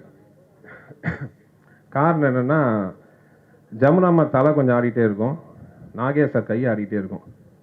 ஸோ அந்த ஷாட்டை கடைசி வரைக்கும் யாராலும் எடுக்க முடியல. இதே பிரச்சனை தான் எனக்கு நடந்துச்சு. எனக்கு கதை சொல்ல தெரியாது, கேப்டன் கதை ஃபுல் கதை கேட்காம படம் நடிக்க மாட்டார். ஸோ கடைசி வரைக்கும் நான் அவரை வச்சு படமே பண்ண முடியல. ஸோ சண்முக பாண்டியன் பெரிய ஹீரோவாக வர போகிறீங்க. நீங்களாச்சும் என்ன மாதிரி சில டைரக்டர் கொஞ்சம் ரிடக்ஷன்லாம் கொடுத்து கதை கேட்காம நடிக்கணும்னு கேட்டுக்கிறேன். கேப்டன் கை காட்ட விட மாட்டேன்ட்டு பார்க்கலாம். வாழ்த்துக்கள். மற்ற வழக்கமாக சொல்லுவாங்க குட்டி தாய் 8 அடினா குட்டி 16 அடி பயணம்ன்ட்டு. பட்டு ஃபார்ச்சுனேட்லி ஆர் அன்ஃபார்ச்சுனேட்லி உங்களுக்கு வந்து கேப்டன் 320 அடி பாஞ்சிட்டாரு. ஸோ அவரோட வெற்றியை தொடர்றதுங்கிறது ரொம்ப கஷ்டமான விஷயம். ஏன்னா வந்து அந்த வெற்றியெல்லாம் இப்போ திரும்பி பார்க்கும்போது ஒரு அசுர சாதனை. அது இப்போ இருக்கிற போட்டி இருந்த உலகத்தில் அந்த மாதிரி வெற்றியை தொடருங்கிறது வந்து ஒரு ஈஸியான விஷயம் இல்லை. அதை மீறி உங்கள் டெடிக்கேஷனும் உழைப்போட அப்பா வெற்றியை நீங்கள் தொடரணுன்ட்டு வளர்த்துறேன். ஒரு பஸ்ஸில் வந்து ஒரு பெரியவர் வந்து கொய்யாப்பழம் வைக்கிறதுக்காக மேலே ஏறி போயிருக்கார் ஒரு கூடையில். ஒரு 10 பழம் வந்து 10 ரூபா, 10 பழம் 10 ரூபா, 10 பழம் 10 ரூபான்னு சொல்லிட்டு அவர் விற்றுட்டு போயிட்டுருக்காரு. அவர் இறங்கி கீழே போனோடனே ஒரு சின்ன பையன் ஒருத்தன் அவன் வந்து 20 பழம் 10 ரூபா, 20 பழம் 10 ரூபான்னு சொல்லிட்டு விற்றுருக்கான் அதே கொய்யாப்பழத்தை. எல்லாரும் அந்த பையன்கிட்ட தான் வாங்கியிருக்காங்க, அந்த பெரியவர்கிட்ட வாங்கலை. அடுத்த பஸ்லேயும் அதே மாதிரி அவர் ஏறி மூச்சு வாங்க இறங்கி 10 பழம் 10 ரூபான்னு விற்க இந்த பையன் போய் 20 பழம் 10 ரூபா அப்படின்னு விற்கும்போது எல்லாம் அதை தான் வாங்குறாங்க. அப்போ யாரோ ஒருத்தர் கேட்டிருக்காரு, ஏன்ப்பா அந்த பையன் வந்து 20 பழம் 10 ரூபான்னு விற்கும்போது நீ எப்படிப்பா 10 பழத்தை வந்து 10 ரூபாய்க்கு விற்க முடியும் அப்படின்னா அந்த பெரியவர் சொல்லியிருக்காரு, அவன் என்னுடைய மகன் தான், அந்த பழத்தை அவன் விற்கணும்னா நான் இப்படி முன்னாடி விற்றுட்டு போனால் தான் அவனுடைய பழம் விற்கும், அதனால தான் நான் முன்னாடி விற்றுட்டு போகிறேன்ட்டு. இது எதுக்காக சொல்கிறேன்னா பாருங்கள், கேப்டன் வந்து ஸ்பெஷலாக கைத்துடுறாரு. தன்னுடைய பையனோட வாழ்க்கைக்காக எல்லா அப்பாவுமே ஏதாவது ஒரு வகையில் ஒரு சின்ன தியாகம் பண்ணி பெரிய தியாகம் பண்ணி அந்த சந்தோஷத்தை அனுபவிக்கிறது வந்து அவங்களுக்கு ஈடு இணையே கிடையாது. நிறைய மீம்லாம் இப்போ வந்து நெட்டில் பார்க்கலாம். அந்த மாதிரி எப்போது ஒரு நாள் பார்த்துட்டு இருந்தேன். இதில் நான் குறிப்பிட்டு சொல்ல வேண்டிய ஒரு விஷயம், என்னுடைய பையன் ராக்கி வந்து சண்முக பாண்டியனுடைய ஸ்கூல் மேட்டு, அதுக்கப்புறம் காலேஜ் மேட்டு. அதனால் நான் முதல்ல எடுத்தோன்னா அவங்களுக்கு வந்து நான் என்னுடைய வணக்கத்தை சொன்னேன். நான் வந்து நெட்டில் வந்து பார்த்துட்டு இருப்பேன், அந்த மீம்லாம் வரும், எல்லா நடிகரை பற்றியும் வரும், அது நல்லா இன்ட்ரெஸ்டிங்காக இருக்கும். அதில் ஒரு தடவை இன்ட்ரெஸ்ட் இல்லாத பற்றி ஏதோ ஒரு விஷயம் போட்டிருந்தாங்க. அப்போ விஜயகாந்த் சார் சொல்கிற மாதிரி, இன்ட்ரெஸ்ட் இல்லைன்னா அப்புறம் எதுக்கே படம் எடுத்தானுங்க அவனுங்க அப்படின்னு. அதாவது இன்ட்ரெஸ்ட் இல்லாரையே வந்து அவர் இன்ட்ரெஸ்ட் இல்லைன்னா அப்புறம் எதுக்கு படம் எடுத்தானுங்க அவனுங்க அப்படின்னு அவர் சொல்கிற மாதிரி ஒரு கமெண்ட்டு. அதை பார்த்தோன்னா நான் சிரித்தேன். பையனுக்கு வந்து முகம் ஒரு மாதிரி மாறி போச்சு. அவர் அப்படி அந்த பக்கம் போயிட்டார். அப்புறம் என் பொண்ணுக்கிட்ட கேட்டேன் என்னாச்சு அப்படின்னா, எப்போவுமே நீங்கள் விஜயகாந்த் சார் ஏதாவது கிண்டல் பண்ணிங்கன்னா அவருக்கு பிடிக்காது, அதாவது என் பையனுக்கு பிடிக்காது அப்படின்னு அவங்க சொன்னாங்க. என்னென்னா விஜயகாந்த் சார் எவ்வளோ பெரிய ஆள், அவர் ஒரு நடிகர், புரட்சி கலைஞர், தலைவர், ஒரு கட்சியின் தலைவர், கேப்டன், இதெல்லாம் எதுவுமே அவனுக்கு தெரியாது. அவருக்கு தெரிஞ்சது பூரா அவருடைய ஃப்ரெண்டோட அப்பா, அவ்வளோதான். ஃப்ரெண்டோட அப்பாங்கிறது மாரி எதுவுமே என் பையனுக்கு தெரியாது. அதனால் அந்த ஃப்ரெண்ட்ஷிப்போட கேப்டன் அவர், அந்த ஃப்ரெண்ட்ஷிப்போட கேப்டன் அவர், அதுதான் விஜயகாந்த் சாரை பற்றி என் பையனுக்கு தெரிஞ்சது. ஸோ அந்த மாதிரியான ஒரு சந்தோஷத்தோடு தான் நான் இந்த சண்முக பாண்டியனோட இந்த அறிமுக விழாவில் எல்லாரும் சொன்னாங்க உயர்ந்த நடிகர், இன்னும் நிறைய உயர்ந்த இடத்துக்கு போவார் அவருங்கிறது இந்த ட்ரைலரை பார்க்கும்போது தெரியுது. அப்பாவுக்கு வந்து நிறைய தவம் இருக்கும். அவர் சினிமாவில் எதெல்லாம் வந்து இன்னும் செய்யணும்னு ஆசைப்பட்டாரோ அதுங்களே ஒரு கட்சி தலைவர்கள்லாம் போயிட்டார். அதனால் சாதிக்க வேண்டிய நிறைய விஷயங்களை உங்கள் மூலமாக சாதிக்கணும்னு அவர் ஆசைப்பட்டிருப்பார். அவருடைய கனவு நிறைவேற்ற வேண்டியது நிச்சயமாக உங்களுடைய பொறுப்பு. அதை நீங்கள் நல்லா செய்வீங்கன்ற நம்பிக்கை நிறைய இருக்குது. கார்த்திக் ராஜா அவர் ஒரு எனக்கு மியூசிக்ன்றனா டெஃபினட்டாக அவரை பற்றி சொல்லணும். எனக்கு தெரிஞ்ச உலகத்திலேயே மிக சிறந்த இசையமைப்பாளர்களில் முக்கியமானவர் இளையராஜா அவர்கள். அவர் அக்செப்ட் பண்ணிக்கிட்ட, அவர் ஒத்துக்கிட்ட ஒரே சிறந்த இசையமைப்பாளர் கார்த்திக் ராஜா தான். அதனால் கார்த்திக் ராஜா வந்து இந்த படத்துக்கு மியூசிக் பண்ணுறது டெஃபினட்டாக ஒரு சிறந்த இசையை தான் கொடுப்பாரு. அவர் பார்த்திபன் சார் வந்து அவருடைய பாணியில் பேசிட்டு போயிட்டார். அவர் பக்கத்தில் உட்காந்துருந்தேன் நான். சார் நீ இவரு வந்து பாபு வந்து கேட்டார், நீங்களுமா போனோம்? ஆமாம் சார், ஏன்னா அந்த ரிசப்ஷன் இருக்குது 2-3 போகணும். உடனே பார்த்திபன் ஆமாம் சார், அதுக்கு மேலே ரொம்ப இதுக்கு மேலே போச்சுன்னா முடியாது, ஃபஸ்ட் நைட்லலாம் உள்ளே விட மாட்டாங்க. ஸோ அந்த மாதிரி அவர் எப்பவுமே ஜோவியலாக பேசுகிறவர், இதுலேயும் ஒரு பஞ்ச் இருக்கும். நல்ல அழகாக இருக்கார் சண்முக பாண்டியன், நல்ல ஹைட்டு. அதாவது இங்கே சொன்னாங்க சத்யராஜ் சார் மாதிரி, நெப்போலியன் சார் மாதிரின்னு.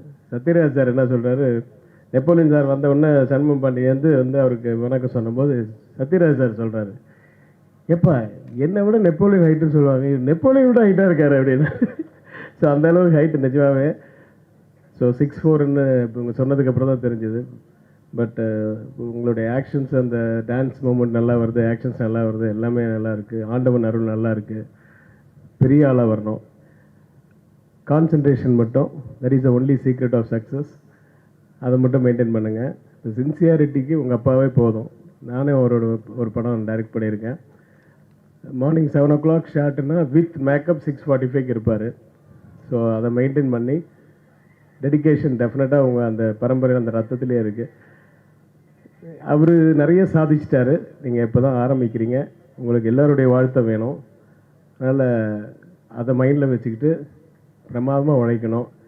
என்ன தான் நீங்கள் ஆட்டம் ஆடினா கூட அந்த கடைசியில் அந்த ஒரு கண் வரும்போது நம்மளை மீறி ஒரு கை தட்டுறோம் பாருங்கள், அதுதான் அவர் சம்பாதிச்சது. அதை விட அதிகமாக நீங்கள் சம்பாதிக்கணும்.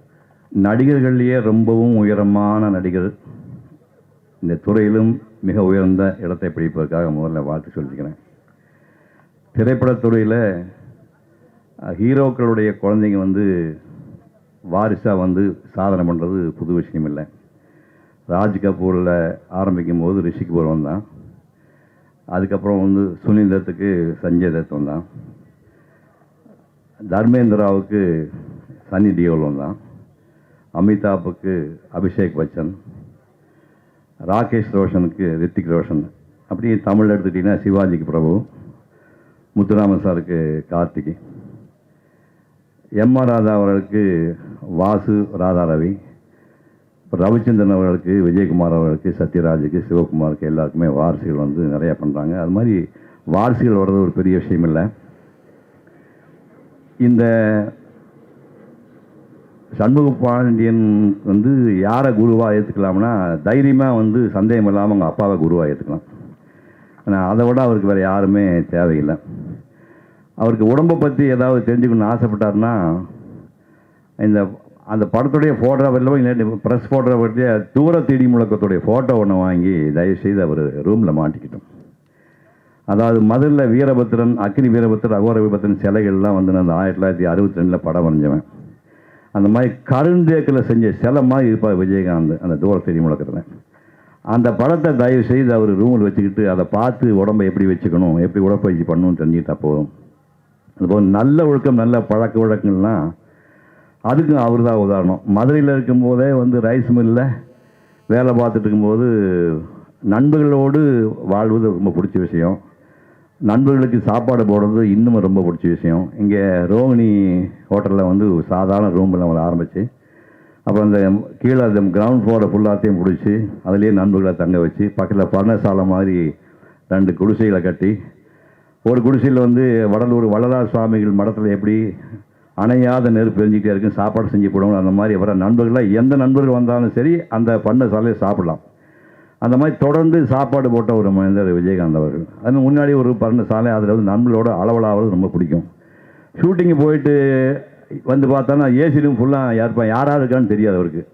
தன்னுடைய ஏசி ரூமுக்குள்ளே போய் யாராக இருக்கான்னு பார்க்காம ரூம் கொடுக்க டிஸ்டர்ப் பண்ண வேண்டாம் இந்த பர்ணசாலையில் குடிசையில் வந்து கீழே பாயை விரித்து போட்டு தலைகணி இல்லை கையை தலைக்கு வச்சுட்டு படுத்துக்கிற ஒரு அற்புதமான ஒரு மனிதர். அந்த மாதிரி பண்புகளை வந்து நீ வளர்த்துக்கணும். அது சாதாரண விஷயம் நினச்சிக்காதே. தமிழ்நாட்டில் இருக்கிற அத்தனை திரையுலகமே பயந்து போய் நடுங்கி போய் அடுத்தாத்த எலெக்ஷன் வரப்போகுது, இந்த நேரத்தில் கலைஞர்களுக்கு 50வது ஆண்டு விழாவை இந்த மனிதன் கொண்டாடுகிறானே, முடிவு வேறமாக இருந்தால் என்ன செய்வது என்று நடுங்கி கொண்டிருந்த போது இந்த மனிதன் துணிந்து கலைஞர்களுக்கு 50வது ஆண்டு விழாவை கடற்கரை நடத்தி காட்டினான். 5 பைசா 10 பைசா இல்லை, வசூல் என்னானாலும் சரி என்று 15 லட்சம் 20 லட்சம் ரூபாய் கைப்பணத்தை போட்டு கலைஞர்களுக்கு 5 அடி 6 அங்குலத்துக்கு ஒரு பேனாவை ப்ரெசென்ட் பண்ணி ஒரு விழா எடுத்து காட்டினான். ஒரு காரியத்தை எடுத்துக்கிட்டு செஞ்சே தேரணுங்கிறது அவருடைய கேரக்டர் அது. அதே மாதிரி ரஜினி அவர்கள் உச்சத்தில் இருக்கிறாரு, கமல் அவர்கள் உச்சத்தில் இருக்காங்க.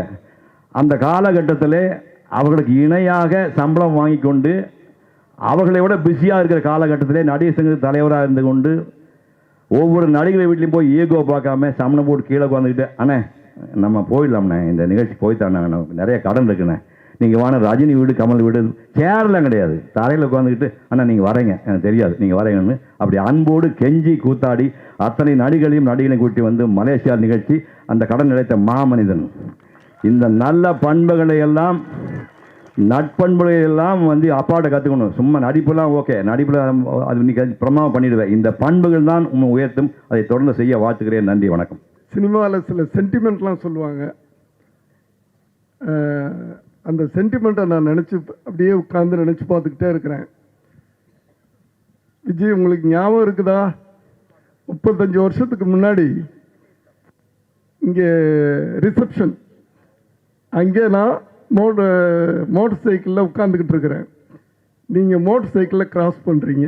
உள்ளே இருந்து யார்கிட்டையோ வாய்ப்பு கேட்டுட்டு நீங்கள் அந்த கேட்டுக்கிட்ட போகும்போது ஓடியாந்து உங்களை பிடிச்சேன். ஞாபகம் இருக்கா? ஓடியாந்து பிடிச்சிட்டு கொஞ்ச நேரம் உங்களை அப்படியே பார்த்துக்கிட்டு இருந்தேன். அந்த கண்ணு, இந்த கண்ணு தான் எனக்கு வேணும் அப்படின்னு சொல்லிட்டு. சட்டம் ஒரு இருட்டறைக்கு இந்த இடம் தான். இந்த கேட்டுக்குள்ள நுழைஞ்சோம்னா இங்கே ரிசப்ஷன் இருக்கும். அங்கே அதே இடத்துல இன்னைக்கு சண்முக பாண்டியன் விழா நடந்துகிட்டு இருக்கு. இது ஒரு சென்டிமெண்ட். அடுத்தது என்னையும் விஜய் அவர்களையும் வெளிச்சத்துக்கு கொண்டு வந்தது சட்டம் ஒரு இருட்டறை படம். அதற்கு பிறகும் ஒரு பெரிய வெற்றியை கொடுத்தது சாட்சி. சால ஆரம்பிக்கிற 2 படம். இன்னைக்கு சகாப்தமும் இந்த சால ஆரம்பிக்குது. இது வந்து நான் நினைச்சு பார்த்துக்கிட்டே இருக்கேன், எப்படி இந்த கோஇன்சிடென்ஸ் அப்படின்ட்டு. நிறைய சாலை வந்து சட்டம் ஒரு விளையாட்டு பண்ணியிருக்கிறேன். அதுவே ஒரு பெரிய ஒரு சென்டிமெண்ட் சினிமாவில். நிச்சயமா அந்த சகாப்தம், உங்க அப்பாவுக்கு ஒரு சகாப்தம் இருக்கிறது. அந்த சகாப்தம் இன்று உனக்கு ஆரம்பமாகிறது. அதாவது விஜய் கிட்ட எனக்கு ரொம்ப பிடிச்சது என்ன தெரியுமா? இவ்வளவு பெரிய ஒரு கட்சிக்கு தலைவராக இருக்கிறார். இருந்தாலும் குழந்தை மாதிரி அவரை நான் எதுக்கு செலக்ட் பண்ணேன்னா, அவர்கிட்ட இருந்த ஒரு அந்த பவர்ஃபுல்லான ஐஸ், அந்த ஆண்மைத்தனம்னு சொல்லுவாங்க, மேன்லினஸ். அந்த மேன்லினஸ் நான் உண்மையிலேயே வந்து அந்த படத்தில் 10 பேரை அடிக்கணும். ஒரு ஹீரோ 10 பேரை அடிக்கணும்னா உங்கள் அப்பா உண்மையிலேயே 20 பேரை அடிப்பார். அந்த மேன்லினஸ் முதல்ல வந்து ஒரு ஹீரோவுக்கு தேவையான ஒன்று, அந்த மேன்லினஸ். அந்த மேன்லினி உங்கள் அப்பாவோட ஆண்மைத்தனமாக இருக்கிற. அதனால ஒரு பெரிய ஆக்ஷன் ஹீரோ வர்றதுக்கு உண்டான தகுதி முதல்ல அதுதான். அந்த ஸ்ட்ரக்சர்னு சொல்லுவாங்க, அது இருக்கு உங்களுக்கு. அடுத்தது பிளாட்ஃபார்ம். இந்த சினிமாவுக்கு பிளாட்ஃபார்ம் அமைச்சு கொடுக்கறது வந்து ஒரு சாதாரண விஷயம் இல்லை. இப்போ உங்களுக்கு பிளாட்ஃபார்ம் உங்கள் அப்பா அம்மா. பிளாட்ஃபார்ம், அந்த பிளாட்ஃபார்மில் அந்த ஏணி மாதிரி, அந்த ஏணியாக அவங்க இருக்கிறாங்க. அந்த ஏணியில் ஏறுறது யாரு? நீங்கள் தான் ஏறணும். அது உங்கள் திறமையை பொறுத்தது. இப்போ நான் என்னுடைய மகனுக்கு ஒரு ஏணியாக தான் இருந்தேன், அவ்வளோதான். ஏணி தான் நாங்கள்லாம். அந்த மாதிரி நீங்கள் அந்த ஏணியில் எவ்வளோ தூரம் ஏற முடியுமோ ஏறி. நான் ஒரு காலத்தில் சந்திரசேகருடைய புள்ள சினிமாவில் நடிக்கிறாருன்னு சொல்லிட்டு இருந்தாங்க. இன்னைக்கு நான் வெளியே வந்தால் விஜயோடைய அப்பா அதோ போகிறாரு அப்படின்றாங்க. இதை விட எங்களுக்கு எந்த பெருமையும் கிடையாது. அந்த பெருமையை நீங்கள் சண்முக பாண்டியனுடைய அப்பா அதோ போகிறாரு, அம்மா அதோ போகிறாங்க என்று நீ சொல்ல வைக்கணும். சொல்லுவீங்க, ஏன்னா அந்த சென்டிமெண்ட்லாம் இருக்குது. அதனால் உங்களை நான் வந்து ஒரு தகப்பன் ஸ்தானத்தில் வாழ்த்துறேன். இது நிறையா சொல்லிகிட்டே போகலாம், ஏன்னா ஒரு 30 செகண்டில் பேசணும்னு சொல்லியிருக்கார். நான் மேலே போயிட்டேன். நான் உங்களுக்கு என்னுடைய வாழ்த்துக்களையும். அடுத்தது அந்த காலத்தில் பார்த்தீங்கன்னா புது இயக்குநர்களுக்கு, புது நடிகர்களுக்கு உயிர் கொடுத்துக்கிட்டு இருந்தது. ஒரு பெரிய நடிகர் ஆகுவாங்க. இதனாலன்னா இசைஞானி இளையராஜா இசையினால். இப்போ ஒத்த படத்துக்கும் அவருடைய பிள்ளை இசையமைச்சிருக்கிறார். இப்படிலாம் இதெல்லாம் சென்டிமெண்ட்ஸ். கார்த்திக் ராஜா ராஜா அதுக்கு ராஜா இருக்கு, ராஜா கையை வச்சா ராங்கா போனதில்லை. ஆகவே எந்த விதத்திலையும் நீங்கள் வந்து எல்லா விதத்திலையும் இந்த சென்டிமெண்ட் அமைஞ்சிருக்கு. நீங்கள் ஒரு பெரிய நடிகனாக கலக்கணும், தமிழ்நாட்டை கலக்கணும்னு உங்களை வாழ்த்தி விடைபெறுகிறேன். நன்றி, வணக்கம். ஸ்டூடெண்ட் நம்பர் 1 படம் ரிலீஸ் ஆன டைமில் அந்த படத்தை பார்த்துட்டு என்னென்ன விஷயங்கள் நல்லா இருக்குது, எதெல்லாம் நல்லா இல்லை, எதில் இம்ப்ரூவ் பண்ணலாம் அப்படின்னு உண்மையிலேயே ரொம்ப ஜென்யூனாக டைம் எடுத்து எனக்கு அட்வைஸ் பண்ணது கேப்டன் சார் தான், விஜயகாந்த் அங்கிள் தான். ஸோ அது மட்டும் இல்லை, அவர் அப்பாவோட ஒரு நெருங்கிய நண்பர். அப்பா நடிச்சிட்டு இருந்த காலகட்டத்தில் ஐ மீன் ஹீரோவாக பண்ணிட்டு இருந்த டைமில் சில படங்களுக்கு சில கஷ்டங்கள்லாம் வரும்போது கூட இருந்து ஒரு ஹெல்ப் பண்ணது விஜயகாந்த் சார் தான். ஸோ அதை நாங்கள் என்றைக்குமே மறக்க மாட்டோம். இன்றைக்கி அவரோட சன் சண்முக பாண்டியன் நடிக்கிறது ரொம்ப சந்தோஷமாக இருக்குது. நாங்கள் அடிக்கடி டாக் ஷோவில் மீட் பண்ணுவோம். அவரும் அவரோட அண்ணன் விஜய் பிரபாகரும் அங்கே நான் நிறையா மீட் பண்ணியிருக்கேன். ரொம்ப சைலண்ட்டாக இருப்பாங்க, இருக்கிற இடமே தெரியாது. அந்தளவுக்கு ஒரு பணிவு அவங்ககிட்ட நான் பார்த்துருக்கேன். இவ்வளோ பெரிய ஒரு நடிகரோட பையனாக இருந்துட்டு அந்தளவுக்கு ஒரு வளர்ப்பு இருக்குன்னா அது சாதாரணமான விஷயம் இல்லை. ஸோ ரொம்ப சந்தோஷமாக இருக்குது. நிறைய பேர் சொன்ன மாதிரி நிறைய கம்பேரிசன்ஸ் வரும் சண்முகம். ஸோ அதில் பாசிட்டிவான விஷயங்களை மட்டும் எடுத்துக்கிட்டு நெகட்டிவான விஷயங்களை தூக்கி போட்டுட்டு சும்மா அப்பா ஸ்டைல் லெஃப்ட் காலை செவுத்தில் வச்சு ரைட் காலை சுரட்டி ஏறி மிதிச்சுட்டு போயிட்டே இருங்க. All the best. அவருடைய தடத்தில் நடக்கிறதுக்கு இன்னொரு வாரிசை அறிமுகப்படுத்தியிருக்கார். சண்முக பாண்டியனுக்கு என்னுடைய வரவேற்பு. ஏன்னா அது ரொம்ப இவரை பிளஸ் சைல்டு. ஏன்னா கேப்டனை பற்றி சினிமா துறையை பொறுத்த வரைக்கும் ஒருத்தரும் தப்பு சொல்லவே முடியாது. நான் ஊமை வழிகளில் அசிஸ்டன்ட் டைரக்டராக வேலை செய்யும்போது அப்பா காஞ்சிபுரத்தில் 11 மணிக்கு ஷூட்டிங் முடிச்சுட்டு 12:30 மணிக்கு விஜிபி நைட் வருவார். கண்ணு செவந்து அப்படி விழுந்து அப்படியே திரும்ப ஷார்ட்டுன்னு கூட்டு நடிப்பார். ஆனால் அவர் அப்படி நடிக்கிற டைமில் அப்படி நடிக்க வேண்டிய அவசியமே கிடையாது. உச்சாணியில் இருந்தார். ஆனால் ஒரு புதுசாக ஒரு குரூப் ஒரு படம் எடுக்குதுன்றதுக்காக தன்னுடைய உடல் வருத்தத்தையும் பார்க்காம அவர் அப்படி கஷ்டப்பட்டு வந்திருக்காரு. இன்றைக்கி உங்களுக்கு எல்லா வசதிகளும் வந்திருக்கு. ஆனால் அப்பாவுடைய எல்லா நற்குணங்களையும் நீங்கள் சினிமாவில் கடைபிடிக்கணுன்றது தான் என்னுடைய ஆசை. நிச்சயமாக இந்த காலத்து இளைஞர்கள் ரொம்ப திறமசாலியாக இருக்காங்க. எங்கள் ஜென்ரேஷனோட ரொம்ப அறிவாளியாக இருக்கீங்க. So I expect the best from you and you will definitely deliver it. உண்மையாகவே இது ஒரு தருணம் என்னென்னா ஒரு எமோஷ்னலான எனக்கு ஒரு தருணம். ஏன்னா எல்லாரை விட எனக்கு இந்த மேடை ஒரு புது சொந்தமான மேடை. இந்த மேடை எனக்கு நான் 25 வருஷத்துக்கு முன்னாடி புலன் விசாரணை படம் பண்ணிவிட்டு அப்போ இது நான் சரியாக எனக்கு ஞாபகம் இருக்குன்னா இது உங்கள் அப்பாவோட கல்யாண நாள் நினைக்கிறேன். இன்னைக்கு இல்லை, இன்னைக்கு அவங்களோட கல்யாண நாள் இன்னைக்கு நாங்கள் எல்லாம் புலன் விசாரணை வெற்றிக்கு பிறகு மதுரையிலேருந்து இங்கேருந்து மதுரைக்கு ஒரு ட்ரெயினில் எல்லாரும் இங்கே இருக்கிற பத்திரிகையாளர்கள்லாம் கொஞ்சம் பேர் ஞாபகம் இருக்கலாம். அப்போ தினத்தந்தி பாண்டியன், நெல்லை சுந்தரராஜன் இவங்க பண்ண அட்ராசிட்டிலாம் அவங்களுக்கு ஞாபகம் இருக்கலாம். அவ்வளோ அதான் எங்கள் குடும்பத்தில் ஒரு கல்யாணம் மாதிரி அது போனோம். நாங்கள் போன பிறகு இன்னைக்கு எனக்கு முந்தானத்தை புலன் விசாரணை பார்ட் 2 ரிலீஸ் பண்ணியிருக்கேன். இந்த 25 வருஷத்தில் கல்யாணம் பண்ணி குழந்தை பிறந்து இவ்வளோ பெரிய உயரத்தில் வளர்ந்து அவருக்கு இன்னைக்கு ஒரு இசை வெளியீடு நடக்கிறது என்னன்னா உண்மையாகவே அவர் காலை திரும்பி பார்க்கும்போது எனக்கு கண்ணெலாம் கலங்குது. இன்னொரு விஷயம், இதே இடத்துல இங்கே தான் முதல் நாள் ஷூட்டிங் நடந்தது. இது 9வது ஃப்ளோர். இது விஜயாவில் 9வது ஃப்ளோரு. ஃபஸ்ட்டு டே ஷூட்டிங் எனக்கு இங்கே ஒரு 500 ஜூனியர் ஆர்டிஸ்ட்டு, ஒரு 100 டான்சர்ஸு. அன்னைக்கு தமிழ் சினிமாவில் ஒரு 7 ஜென்ரேட்டர் வச்சு நடந்த முதல் படம் புலன் விசாரணை தான். அந்த ஷூட்டிங் இங்கே தான் நடந்தது. இன்றைக்கி அந்த இடத்துல உட்காந்துக்கிட்டு நான் புலன் விசாரணை 2ஆம் பாகம் இன்னைக்கு உங்கள் சகாப்தத்துக்கு இசை வெளியீட்டுக்கு வந்திருக்கேன். உண்மையிலே எனக்கு கண்ணெல்லாம் கலங்குது. 25 வருஷத்தில் அந்த 25 வருஷமும் நான் இருக்கிற நிலைமைக்கு காரணம் உங்கள் அப்பா தான்.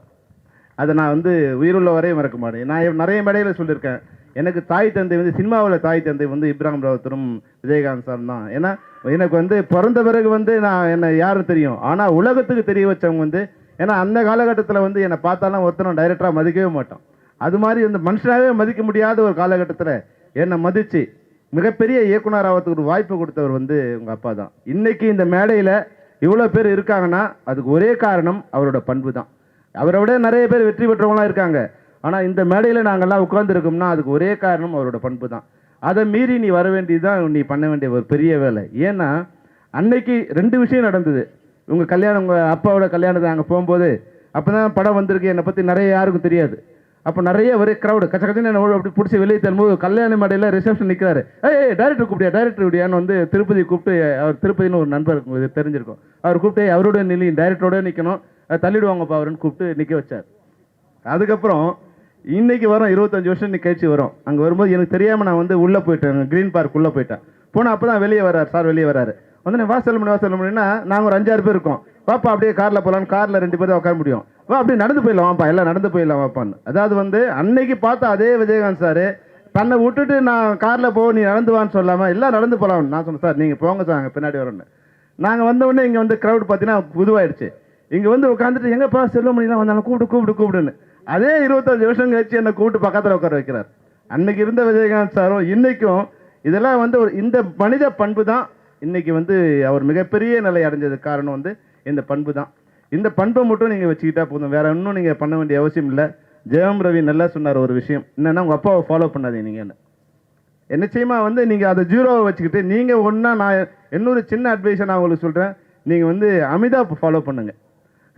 ஒரு காமெடி ப்ளஸ் ஹைட்டு எல்லாம் இருக்குது உங்களுக்கு. நிச்சயமாக அதை ஃபாலோ பண்ணிங்கன்னா உங்களை பீட் பண்ண ஆளே கிடையாது. நீங்கள் உங்கள் அப்பாவை மறந்துட்டு நீங்கள் ஒரு நடிகனாக இது நினச்சிங்கன்னா நிச்சயம் மிகப்பெரிய வளர்ச்சியை இன்னைக்கு நோக்கி நடக்க முடியும். உங்களுக்கு என்னுடைய வாழ்த்துக்கள். இந்த படத்தில் இயக்கம் அறிமுகமாகிற ஹீரோயின்ஸும் all the best. Director Surendran என்னுடைய ஜாதின்னா இயக்குனர் ஜாதி. அவர் இந்த படம் அதுவும் இல்லாமல் என்னுடைய ஜூனியர் நினைக்கிறேன், டிஎஃப்டின்னு நினைக்கிறேன்.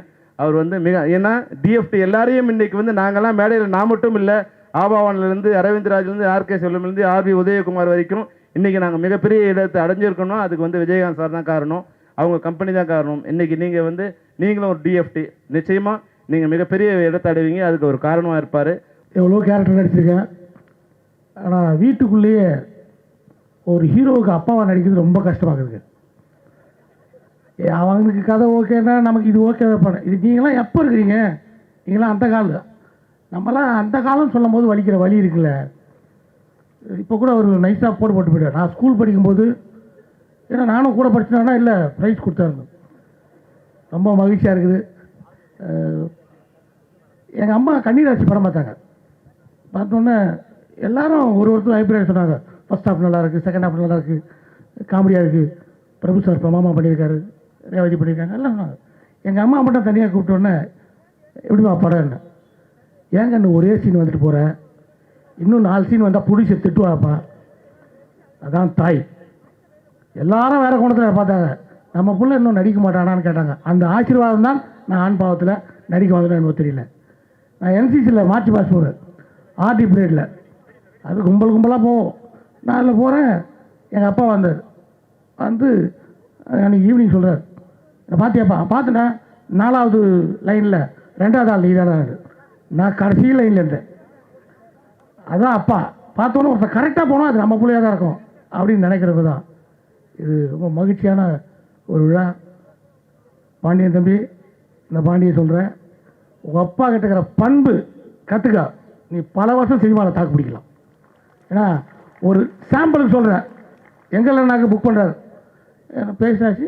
அதுக்கப்புறம் அப்பா பேசினாங்க, கிடக்கிறன்னு எல்லா கண்டிஷன் எல்லாம் ஓகேனாங்க, எல்லாமே ஓகேன்ட்டேன். சரி சார் அப்படின்னு ஃபோனை வச்சுட்டார். அப்பா சார் படத்தில் நடிக்கிறோம், பெரிய மகிழ்ச்சி. 5 நிமிஷம் மறுபடியும் ஃபோனு, ஐயோ போயிடுச்சா, அதுக்குள்ளே கை விட்டு போயிட்டாங்க. இல்லை சார் ஒரு விஷயம் சொன்னாங்களா, இந்த படத்தில் நீங்கள் பேண்ட்டு கழட்டுற மாதிரி ஒரு சீன் இருக்குது, உங்களுக்கு ஓகேவாங்க? 5000 கழட்டா கூட நமக்கு ஓகேங்க, நம்ம கை விட்டு ஏதோ போயிடக்கூடாது. அப்படி ஒரு சொல்கிறது, இதெல்லாம் வந்து சினிமா கற்றுக்கணும். திடீர்னு வந்து சொல்லுவாங்க இப்படி பண்ணு அப்படி பண்ணு, நமக்கு உடன்பாடெலாம் இருக்காது. உடன்பாடு இருக்கா இல்லைன்னா கேட்கணும். அந்த பண்பு உங்கள் பாட்டு கற்றுங்க.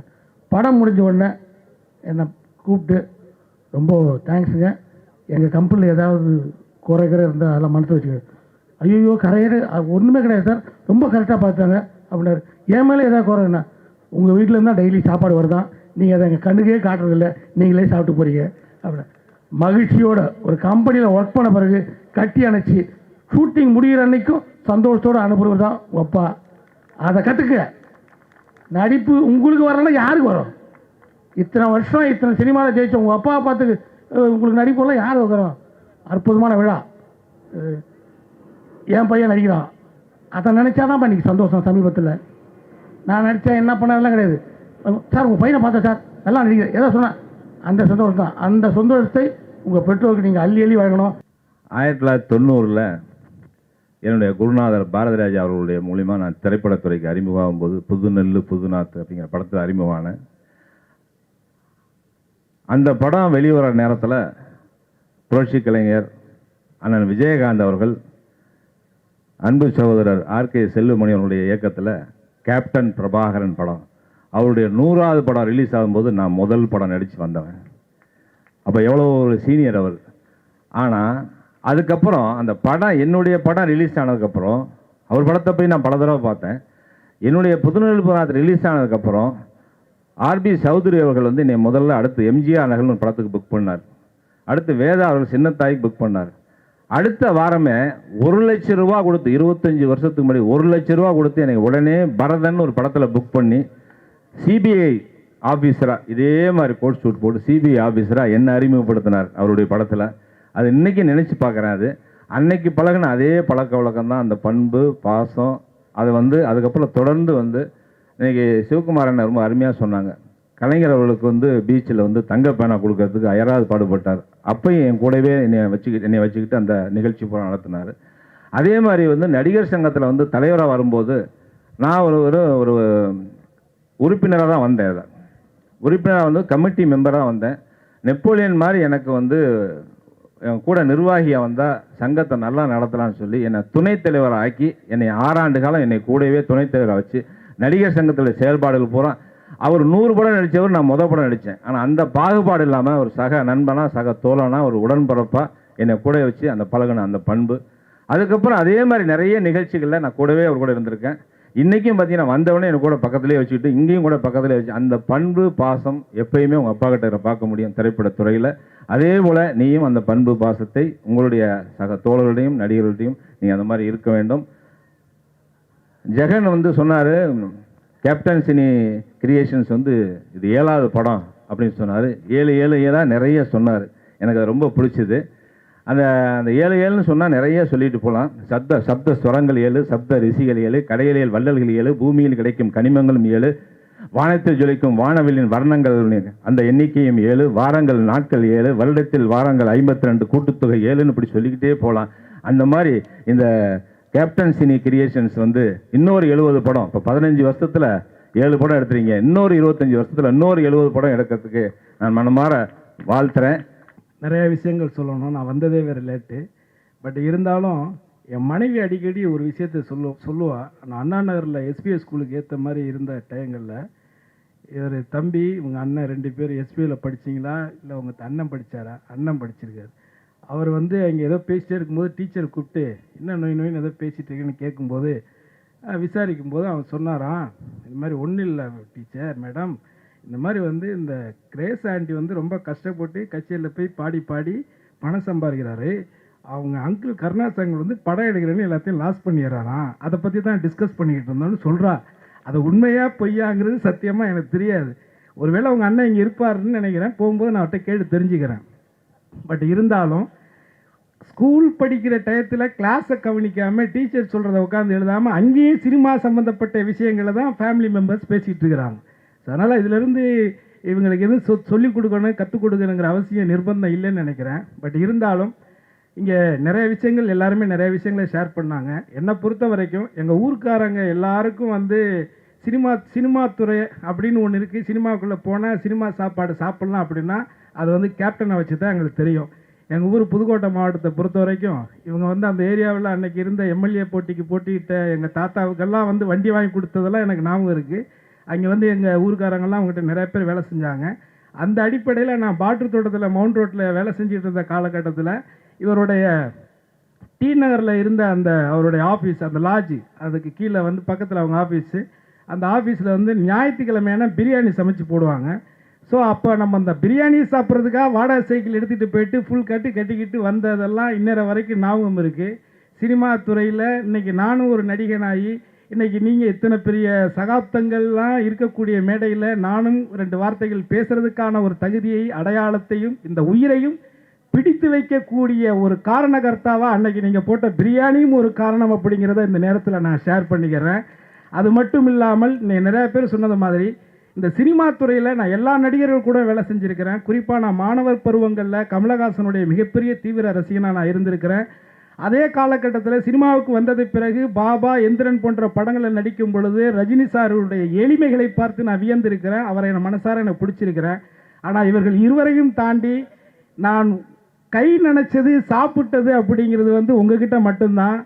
ஒப்பிட்டவரை மட்டும்தான் உயிர் உள்ளவரை நினைக்க சொல்லியிருக்கிறாங்க. சினிமா துறையில் நன்றி கெட்ட நகைச்சுவை நடிகர்கள் எத்தனை பேர் இருந்தாலும் கூட நன்றி உள்ளவர்களும் இருப்பார்கள் அப்படிங்கிற அந்த மேடையில் நான் உங்களுக்கு சொல்லிக்க விருப்பப்படுறேன்.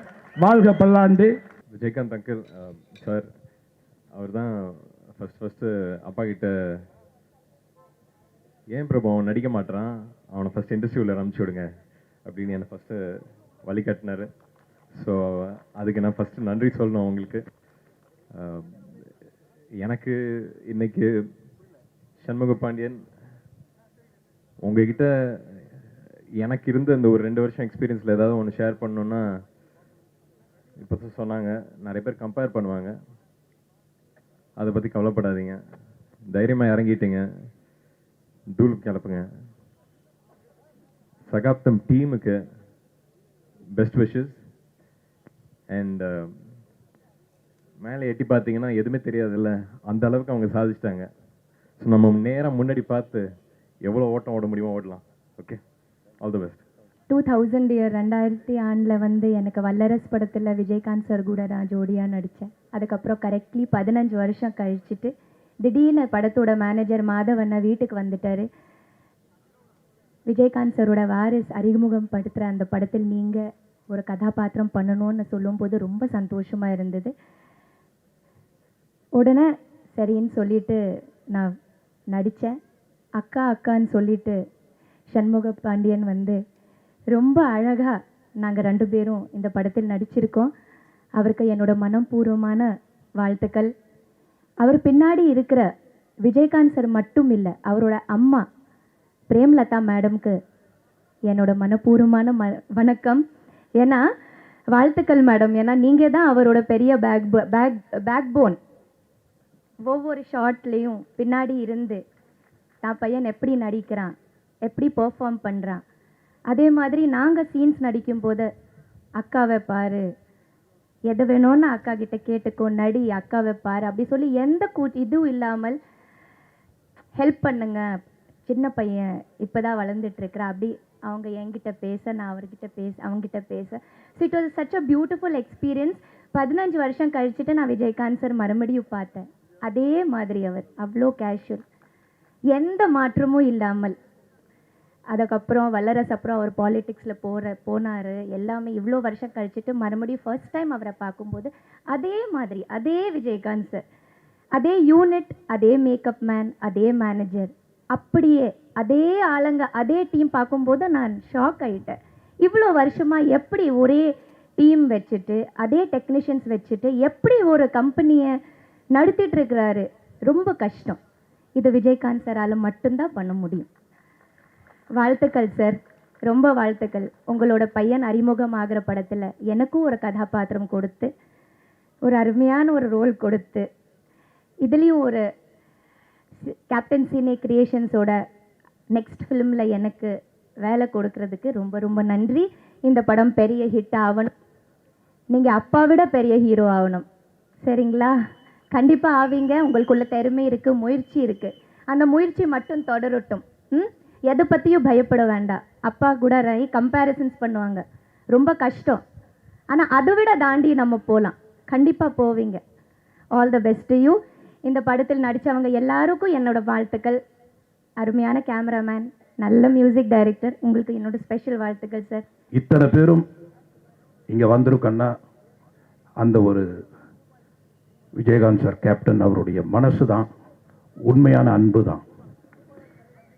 ஏன்னா ரொம்ப நாளைக்கு அப்புறம் இந்த சினிமாவில் நம்ம அத்தனை பேரையும் ஒன்றா பார்க்கக்கூடிய ஒரு வாய்ப்பு கிடைக்குது. அது சண்முக பிரியன் அவர்களுடைய அறிமுகத்தில் அது நடக்குதுன்னா இத்தனை உள்ளங்கள் வாழ்த்தும் போது நீங்கள் நிச்சயமாக பெரிய அளவுங்க தம்பி. No doubt. எனக்கு உங்கள் அப்பா கிட்ட பிடிச்ச விஷயம் என்னென்னா, ஒரு தடவையும் அவர் எங்கேயாவது ஒரு இடத்துல கொஞ்சம் அப்படி பேலன்ஸ் இல்லைன்னா உடனே அவரே ஒரு படத்தை ஆரம்பிப்பார். அவர் நிறுத்திக்கிட்டார். ஏன்னா எல்லாருக்கும் ஒரு டைரக்டர் இருப்போம். ஆனால் விஜயகாந்த் சார் மேக்சிமம் அவரே நிறுத்திக்கிட்டார். வல்லரசு கதை சொல்லும்போது எனக்கு தெரியாது, ஸ்கிரிப்ட் என்னன்னு தெரியாது. பட் கதை கேட்டுட்டு நான் சொன்னேன், ஏன் சார் திரும்ப திரும்ப ஒரு டெரரிஸ்ட்டை பிடிக்கிறீங்க, இதுதானே சார் கதை, இதில் என்ன சார் புதுசுன்னு சிரிக்க ஆரம்பிச்சிட்டாரு. நீங்கள் படம் பாருங்க அப்படின்னாரு. என்னையும் நடிகனாக அறிமுகப்படுத்தினவர் அவர் தான். அதுதான் எனக்கு ரொம்ப புதுமையான விஷயம். இங்கே நான் உங்ககிட்ட சொல்கிறது என்னென்னா, நிறைய அப்பா படம் பாருங்கள், நிறைய எம்ஜிஆர் சார் படம் பாருங்கள், நிறைய சிவாஜி சார் படம் பாருங்கள், நிறைய ரங்கராவ் படம் பாருங்கள், நிறைய எம்ஆர் ராதா சார் படம் பாருங்கள். இதெல்லாம் உங்களை வளர்க்கும், நிச்சயமாக வளர்க்கும். எப்படி அப்பாவுக்கு H.A. சந்திரசேகர், ஆர் சுந்தரராஜன், செல்வமணி, விக்ரமன் இப்படி அருமையான டைரக்டர்கள் கிடைத்தார்களோ, அதை போல உங்களுக்கும் சிறந்த டைரக்டர்கள், சிறப்பான டைரக்டர்கள் கிடைப்பார்கள். இன்றைய தினம் பல சகாப்தங்களை மேடையிலே அமர்த்தியிருக்கிறார்கள். புதிய சகாப்தம் படைக்க சண்முக பாண்டியன் கலைத்துறைக்கு வருகிறார். அவருக்கு என்னுடைய வாழ்த்துக்கள். பேரே ரொம்ப நல்லா இருக்கு, சண்முக பாண்டியன், மண் வாசனை, மதுரை, பாண்டியன், சண்முகன், முருகர், ரொம்ப அருமையா இருக்கு. தம்பி விஜயகாந்த் அவர்கள் கலைத்துறையிலே தனக்கென்று ஒரு இடத்தை பிடித்து இன்றைக்கு அவர் விட்டு சென்ற பணியை, அதாவது அவர் அரசியலுக்கு சென்றாலும் அந்த பணியை தொடர்ந்து செய்ய வேண்டும் என்ற நோக்கத்திலே தன்னுடைய பிள்ளையை இங்கே ஒரு சகாப்தமாக அறிமுகப்படுத்துகிறார்கள். மிக்க மகிழ்ச்சி. அதிலும் குறிப்பாக இந்த இசை வெளியீட்டு விழா நிகழ்ச்சிக்கு கதாநாயகன் கார்த்திக் ராஜா அவர்கள்தான். நிச்சயமாக கார்த்திக் ராஜா ஒரு சிறந்த இசையமைப்பாளர். இது ரொம்ப பேருக்கு தெரியல. சுதீஷ் அவர்களுக்கு என்னுடைய வாழ்த்துக்கள். வல்லரசில் ஆரம்பித்து சகாப்தத்தில் கார்த்திக் ராஜாவை இங்கே ஒரு அறிமுக நாயகனாக தான் இங்கே பார்க்கணும். அதாவது சினிமாவில் திறமை, உழைப்பு, நம்பிக்கையெல்லாம் வேற. ஆனால் நேரம் நல்லா இருக்கணும். நேரம் நல்லா இருந்தால் எல்லாரையும் உயரத்தில் கொண்டு போகும். நீங்கள் இன்னைக்கு இந்த நிகழ்ச்சி நடத்துகிற இந்த இடம் வாகினி ஸ்டுடியோ, நாகிரெட்டியார். இந்த இடத்துல நான் ஏதோ கிரீன் பார்க்கணுன்னு ஹோட்டல் கூட தான் வைக்க போகிறாங்கன்னு நினச்சேன். இங்கே பார்த்தா இந்த மண்ணில் கால்படாத நடிகர்களே இல்லை. தமிழ், தெலுங்கு, மலையாளம், கன்னடம் என்று, ஹிந்தி என்று பல துறையிலும் இருந்தவர்களெல்லாம் இந்த மண்ணிலே கால் வைத்தவர்கள்தான். உங்கள் சகாப்தம் என்று ஆரம்பமாகிறது. நிச்சயமாக நீங்கள் ஒரு சரித்திரம் படைக்க வேண்டும், படைப்பீர்கள் என்ற நம்பிக்கை இருக்கிறது. வாழ்த்துக்கள் தம்பி கார்த்திக் ராஜாவுக்கு என்னுடைய வாழ்த்துக்கள். இந்த படத்தினுடைய இயக்குனர் சுரேந்திரன் அவருக்கும் என்னுடைய வாழ்த்துக்கள். வாங்க தம்பி, உங்களை பார்த்தாங்க, ரொம்ப தூரத்தில் இருக்கும்போதே சொன்னாங்க, ஆள் ஒல்லியாக இருந்தாலும் விஷயத்தில் பெரிய ஆளாக தான் இருப்பீங்கன்னு. இல்லைன்னா சுதீஷ் உங்களை செலக்ட் பண்ணிக்க மாட்டார். வாழ்த்துக்கள் வாழ்த்துக்கள் வாழ்த்துக்கள். இங்கே கதாநாயகி வாமா, பேர் என்னமோ சொன்னாங்களே, என்ன சுத்தி பேர் ரொம்ப குழப்பத்தில் தான் இருக்கு. வாங்க. நேகா, அவங்க சுப்ரா. அதாவது நேகா, சுப்ரா ரெண்டு பேரும் தம்பிக்கு தகுந்தாப்புல ஒரு ஹீரோயினை டைரக்டர் செலக்ட் பண்ணாரா, ப்ரொடியூசர் செலக்ட் பண்ணாரா, இல்லை நம்ம கேப்டன் செலக்ட் பண்ணாரான்னு தெரியல. இல்லை அதெல்லாம் தப்புயா, மேடம் தான் செலக்ட் பண்ணாங்க. அப்படியா? ஓஹோ, மன்னிச்சிங்க பிரேம்லதா விஜயகாந்த் அவர்கள், உங்கள் செலெக்ஷன் பிரமாதமாக இருக்கு. எப்படி ஒரு நல்ல பிள்ளையை பெற்றீர்களோ அதே போல் படத்துக்கான அத்தனையும் நீங்கள் கூட இருந்து செஞ்சுருக்கீங்க. வாழ்த்துக்கள். நிச்சயமாக உங்கள் பிள்ளை ஒரு சரித்திரம் படைப்பார். நிச்சயமாக வாழ்த்துக்கள் வாழ்த்துக்கள் வாழ்த்துக்கள். இந்த மேடையோட வரிசையை பார்க்கும்போது எனக்கு அப்படியே ஒரு 35 ஆண்டு காலத்திற்கு பின்னால எல்லாம் சமகால நண்பர்கள், அப்படியே அந்த நாட்கள் அசை போட்டுக்கிட்டு இருக்கேன். இங்கே கதாநாயகன் சண்முக பாண்டியா, நீ எனக்கும் பிள்ளை, எனக்கும் மகன், உனக்கு வாழ்த்துக்கள். பெரிய வெற்றியை நீ அடைய மகிழ்ச்சி. என்னன்னா, எத்தனை வெற்றிகளை என் நண்பர் விஜயகாந்த் அடைந்திருந்தாலும் சகோதரி அடைந்திருந்தாலும் பெற்ற பிள்ளையினால் ஒரு மகிழ்ச்சி கிடைக்கும்போது அதை விட அந்த தாய்க்கும் அந்த தகப்பனுக்கும் பெரிய மகிழ்ச்சியே இல்லை. அந்த மகிழ்ச்சியை நீ நிச்சயமாக கொடுப்ப. அதற்கான சாட்சியை நான் பாடல் காட்சியில் பார்த்துட்டேன். இந்த நாள் எனக்கு ரொம்ப இனிமையான நாள். அதாவது அன்பு நண்பர் விஜயகாந்த் அவர்கள் நான்லாம் ஒரே காலகட்டத்தில் வந்தவங்க. மாப்பிள்ளை சத்யராஜ், அருமை சகோதரர் பிரபு எல்லாருமே. அந்த நாளில் நாங்கள் ரொம்ப கஷ்டப்பட்டோம். சினிமா பாதை வந்து கரடு முரடான பாதையாக இருந்தது. எங்களுக்கு ஒரு நல்ல பாதையாக இல்லை. நிற்கிறதுக்கு நிழல் கிடையாது. நானும் விஜயும் ஒரே காலத்தில் மதுரையிலேருந்து ஓடி வந்தோம். என்ன வச்சுருந்தோம் சினிமா நடிக்கிறதுக்குன்னா ஒன்றுமே இல்லை, வெறும் நம்பிக்கை. இன்னும் நல்லா சொல்லப்போனால் ஒரு நல்ல ரசிகர்கள் நாங்கள், அவ்வளோதான். இங்கே பிரபு இருக்கார், அவங்க அப்பாவை பற்றி அப்படி தெரியும் எனக்கும், விஜய்க்கும், சத்யராஜுக்கும், நெப்போலியனுக்கும் அப்படி ரசிகர். இப்போ வாசல்லாம் இருக்காருன்னா சிவாஜி சாரோட நெருக்கமான குடும்பம், எம்ஜிஆரோட நெருக்கமான குடும்பம். நாங்கள் டூரிங் தியேட்டரில் எம்ஜிஆர் சிவாஜி முண்டியடித்து பார்த்தவர்கள் நாங்கள். அப்படி எம்ஜிஆரையும் சிவாஜி மட்டும் இல்லை, ஜெய்சங்கர், ரவிச்சந்திரன் எல்லாரையுமே நாங்கள் எல்லாருக்கும் ரசிகர்கள். நெஞ்சிலோரையும் நெஞ்ச மறுப்பதில் ஸ்ரீதர் டைட்டில் கார்டு போட்டாலும் கைதட்டுவோம், மாய மோதிரத்தில் விட்டாலச்சாரியா டைட்டில் போட்டாலும் கைதட்டுவோம். ஏன்னா சினிமாவை அப்படி நாங்கள் ரசித்தோம். எவ்வளவு போராட்டம். இன்னைக்கு ஒரு கட்சியினுடைய தலைவர் என் நண்பன் விஜயகாந்த் அவர்கள், நான் ஒரு இயக்கத்தை சேர்ந்திருக்கிறேன், எங்களுக்குள் வந்து அது கருத்து வேறுபாடு வேறு பக்கம். ஆனால் இந்த 35-40 வருஷத்தில் எங்களுடைய நட்பை யாராலும் பிடிக்க முடியவில்லை. அப்படி ஒரு நட்பு, அப்படி ஒரு நண்பன். எங்களுடைய குடும்ப நண்பர், இன்ப துன்பங்களை பகிர்ந்து கொள்ளுகிறோம். ஒரு நல்ல வெள்ளை உள்ளம் படைத்தவர் விஜய் அவர்கள். ஒரு கலகலகலான்னு அவர் செட்டில் இருந்தால் சத்யராஜ் சொன்ன மாதிரி பிரபு எங்களுக்கெல்லாம் நல்லா தெரியும். நாங்கள்லாம் மேக்கப் போட்டு விக்கு வச்சு மீசையெல்லாம் ஒட்டி ஒரு பக்கம் டயலாக் பேசிகிட்டு இருப்போம். கேமரா முன்னாடி கிளாப் அடிக்கிற மீசை இருக்காது. விஜய் வந்து பிடிக்கிட்டு போயிடுவார். கலாட்டா தான் கலாட்டா. அங்கே 100 அடிக்கு அந்த பக்கம் ஒருத்தர் நான் நிற்பேன். இங்கேருந்து ஒரு சின்ன கல் எடுத்து அடித்தாருன்னா கரெக்டாக தலையில் இருக்கும். அடிச்சுட்டே யாரா அடிச்சதுன்னு வாப்பல விரல் வைக்காமல் விசில் அடிப்பார். அதாவது அந்த இளமையாக அந்த நாட்கள் வந்து எல்லா கவலையும் மறந்து வாழ்ந்தோம். எங்களுக்கு வந்து ஒரு பெரிய ராஜபாட்டை கிடையாது. ஆனால் உனக்கு தங்கச்சாலையை உன் தாயும் தகப்பனும் போட்டு கொடுத்துருக்கிறார்கள். நாங்கள் சென்னையில் தங்கச்சாலையில் கூட நடந்து போகல. உனக்கு தங்கச்சாலை. மலைக்கு போனாலும் மாமச்சனை வேணுவாங்க, கலைக்கு போவதற்கு மாமன் உன்னோடு இருக்கிறார். ஆகவே நிச்சயமாக வெற்றி உண்டு. ஏன்னா சின்ன சின்ன விஷயங்களை பார்ப்போம். ஒரு படத்தில் என்ன டைலாக்னு நான் விஜய்கிட்ட கேட்டால் 1000ல் ஒரு இருக்க டைலாக் அப்படியே சொல்லுவார். சத்யராஜ் சொல்லுவார், பிரபு சொல்லுவார். இன்னைக்கு நம்ம வந்து சீடியை போட்டு ரீவைண்ட் பண்ணி டக்கு டக்குன்னு அந்த காட்சியை பார்த்துடுறோம். ஆனால் அன்னைக்கு ஒரு வசனத்தை பார்க்க நாங்கள் 25 தடவை 50 தடவை தேட்டரில் போய் பார்ப்போம். இன்றைக்கு உங்களுக்கு சொல்கிறேன், நானும் சத்யராஜ்லாம் அந்த காட்சியை பற்றி பேசியிருக்கோம். தம்பி அருமை சகோதரர் நண்பர் பிரபுவுக்கு தெரியறதுக்கு வாய்ப்பு இல்லை. சுமதியன் சுந்தரி படத்தில் ஒரு நாள் போதுமா உறவு கொள்ளன்ற ஒரு படத்தில் ஒயிட் அண்ட் ஒயிட்டில் வருவார் சிவாஜி சார்.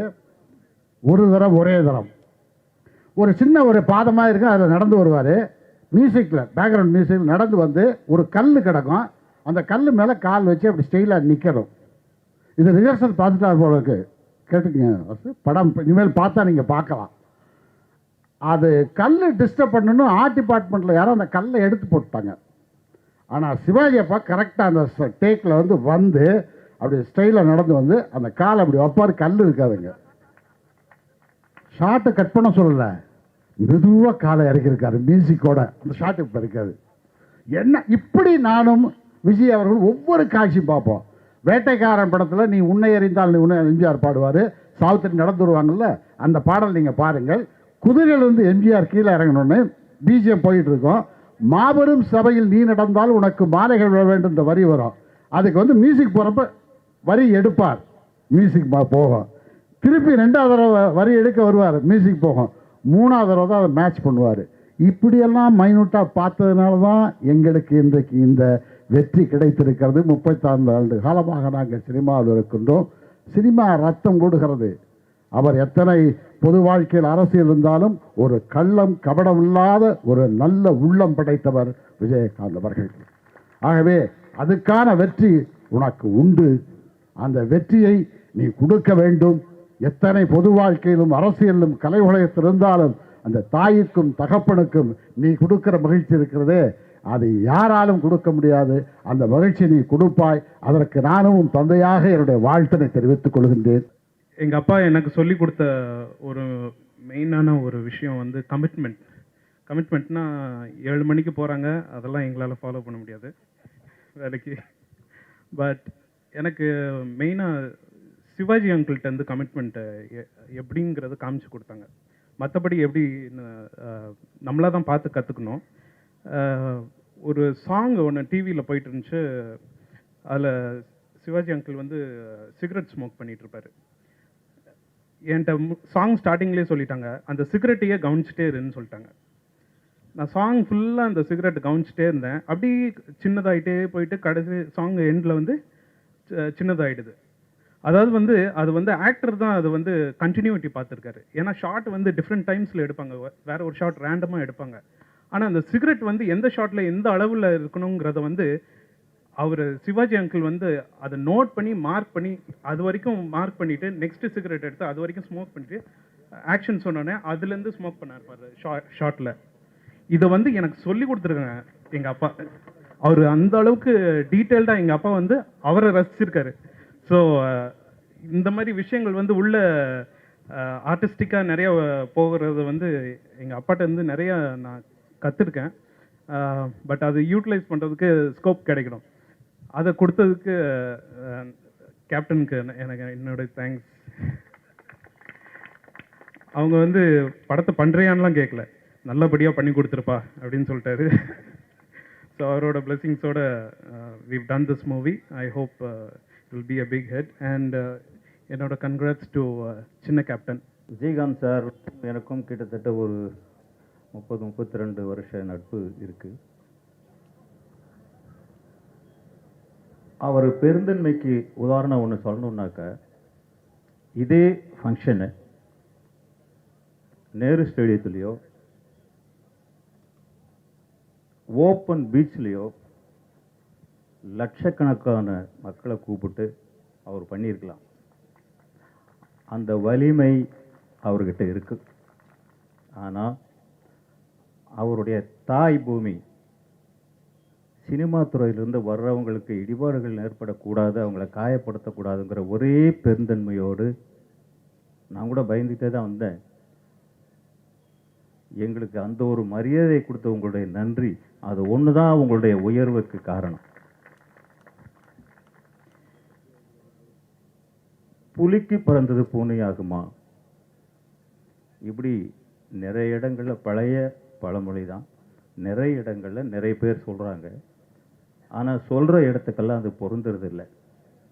இந்த இடத்துக்கு மட்டும்தான் அது சரியாக பொருந்தும். கேப்டனை பற்றி சொல்லணும்னா, தப்பு எங்கே நடக்குதோ சீறி பாயிறது அவருடைய குணம்.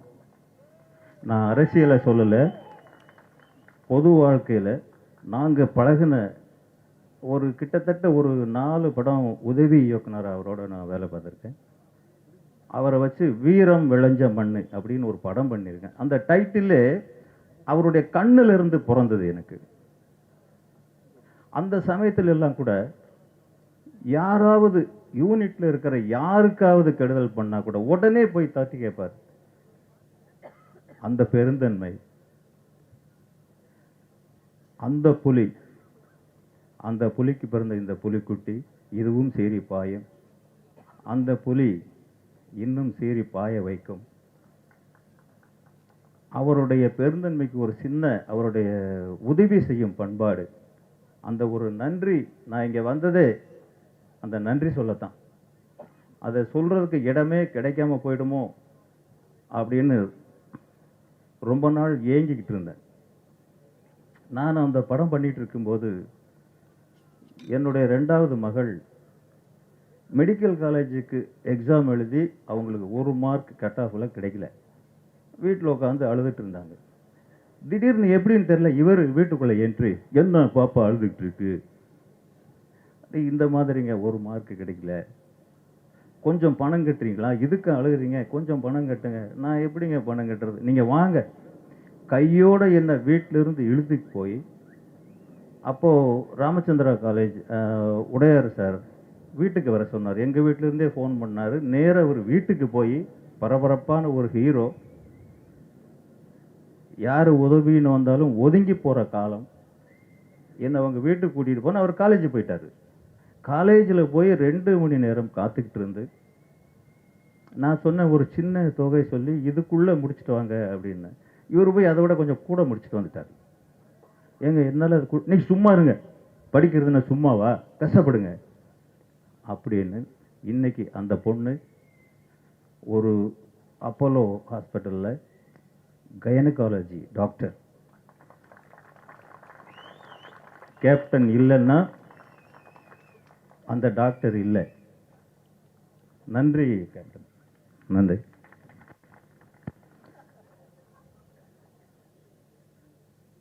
தம்பிக்கு என்னுடைய வாழ்த்துக்கள். அவர் டைரக்டருடைய ஹீரோ. என்னை ராஜராஜன் தான், கேமராமேன் ராஜராஜன், அவரை மச்சான்னு கூப்பிடுவார். அவர் கூட்டிகிட்டு போய் அறிமுகப்படுத்தினார். கதை சொல்லுங்க அப்படின்னு கேமராமேன் சொல்கிறார். அவர் கேட்க மாட்டேங்கிறார். பாதி கதை சொன்ன உடனே, போதும் கேமராமேன் போதும் மச்சான். அவர் கதை எழுதியதுன்னா படம் பண்ணுறாரு. நம்பிக்கை, அந்த நம்பிக்கை ஸ்பாட்டில் வந்தாருனாக்க டைரக்டர்களை எந்த விதத்திலையும் துன்புறுத்துறதே கிடையாது. நம்மளுக்கு அடிமை மாதிரி தரையில் உட்காந்துட்டு இருப்பார். அவர் எழுந்து நிற்கிறங்கிற அவசியம் இல்லை. நான் படம் பண்ணுற காலங்களில் அவர் முன்னாடி நின்றுக்கிட்டே என்னால் வேலை செய்ய வேண்டிய தருணம் அது. நாங்கள் அங்கே வரும்போது எழுந்து நிற்பார். இந்த பண்பாடு ஒரு கேள்வி கூட டைரக்டர்கிட்ட கேட்க மாட்டார். ரொம்ப தயங்கி, அது அது பாருங்க, இது இப்படி இப்படி வச்சுக்கிட்டா பரவாயில்லைன்னு எனக்கு தோணுது, உங்களுக்கும் சரின்னு பட்டா வச்சுக்கோங்க, இல்லாட்டி நீங்கள் உங்களுக்கு எப்படி தோணுதா, நீங்கள் டைரக்டர் உங்களுக்கு தான் தெரியும். இவ்வளவு தான் அவருடைய வற்புறுத்தல். கதாநாயகர்கள் எவ்வளவு கமாண்ட் பண்ணுவாங்க, கதையவே மாற்றுவாங்க, படத்தையே மாற்றுவாங்கலாம் இருந்த காலம் அது. அவருடைய வற்புறுத்தல் அவ்வளவுதான். தம்பி, இந்த பண்பாடும் இயக்குனர்களை மதித்த அந்த பெரிய குணமும் தான் அப்போடைய ஸ்டாண்டர்டுக்கு காரணம். அதாவது நான் படத்தில் எல்லாருமே ட்ரைலர் பார்த்தோம், சாங்ஸ் பார்த்தோம். எனக்கு உங்கள் உருவமெல்லாம் தெரியல, அந்த கண்ணு மட்டும்தான் தெரிஞ்சுது. அது போதும், நடிகனுக்கு கண்ணு தான் பெருசு. உங்கள் அப்பாவுக்கு அதுதான் ப்ளஸ். நீங்கள் வெற்றியடைய வேண்டும், அவருடைய கொள்கைகளை ஃபாலோ பண்ணுங்கள். வேறு யாருடைய அட்வைஸும் உங்களுக்கு தேவையில்லை. ஒரு 15 வருஷத்துக்கு முன்னாடி கேப்டன் அவர்கள் கூப்பிட்டு சினிமா பண்ணுறதுக்கு ஆசையாகனு கேட்டாருங்க. உங்கள் கால் ஷீட்டுக்கோசம் எத்தனையோ தயாரிப்பாக வெயிட் பண்ணுறாங்க, எனக்கு மட்டும் அந்த தேதி கொடுத்தீங்கன்னாக்கா கண்டிப்பாக அந்த படத்தை பெரிய படமாக தருவேன்னு அன்றைக்கி வாக்குறுதி கொடுத்தேன். அதுக்கப்புறம் கேப்டன் எனக்கு தேதி கொடுத்தாரு. அந்த படம் தான் வல்லரசு. 2000 பெரிய வசூல் தமிழ் சினிமாவுக்கு கொடுத்த படம் வல்லரசு. அதே கேப்டன் சினிகேஷனில் 15 வருஷம் கழித்து சண்முக பாண்டியனை எங்கள் பேனரில் அறிமுகப்படுத்துது என்னுடைய பெருமையாக நினைக்கிறான்னு.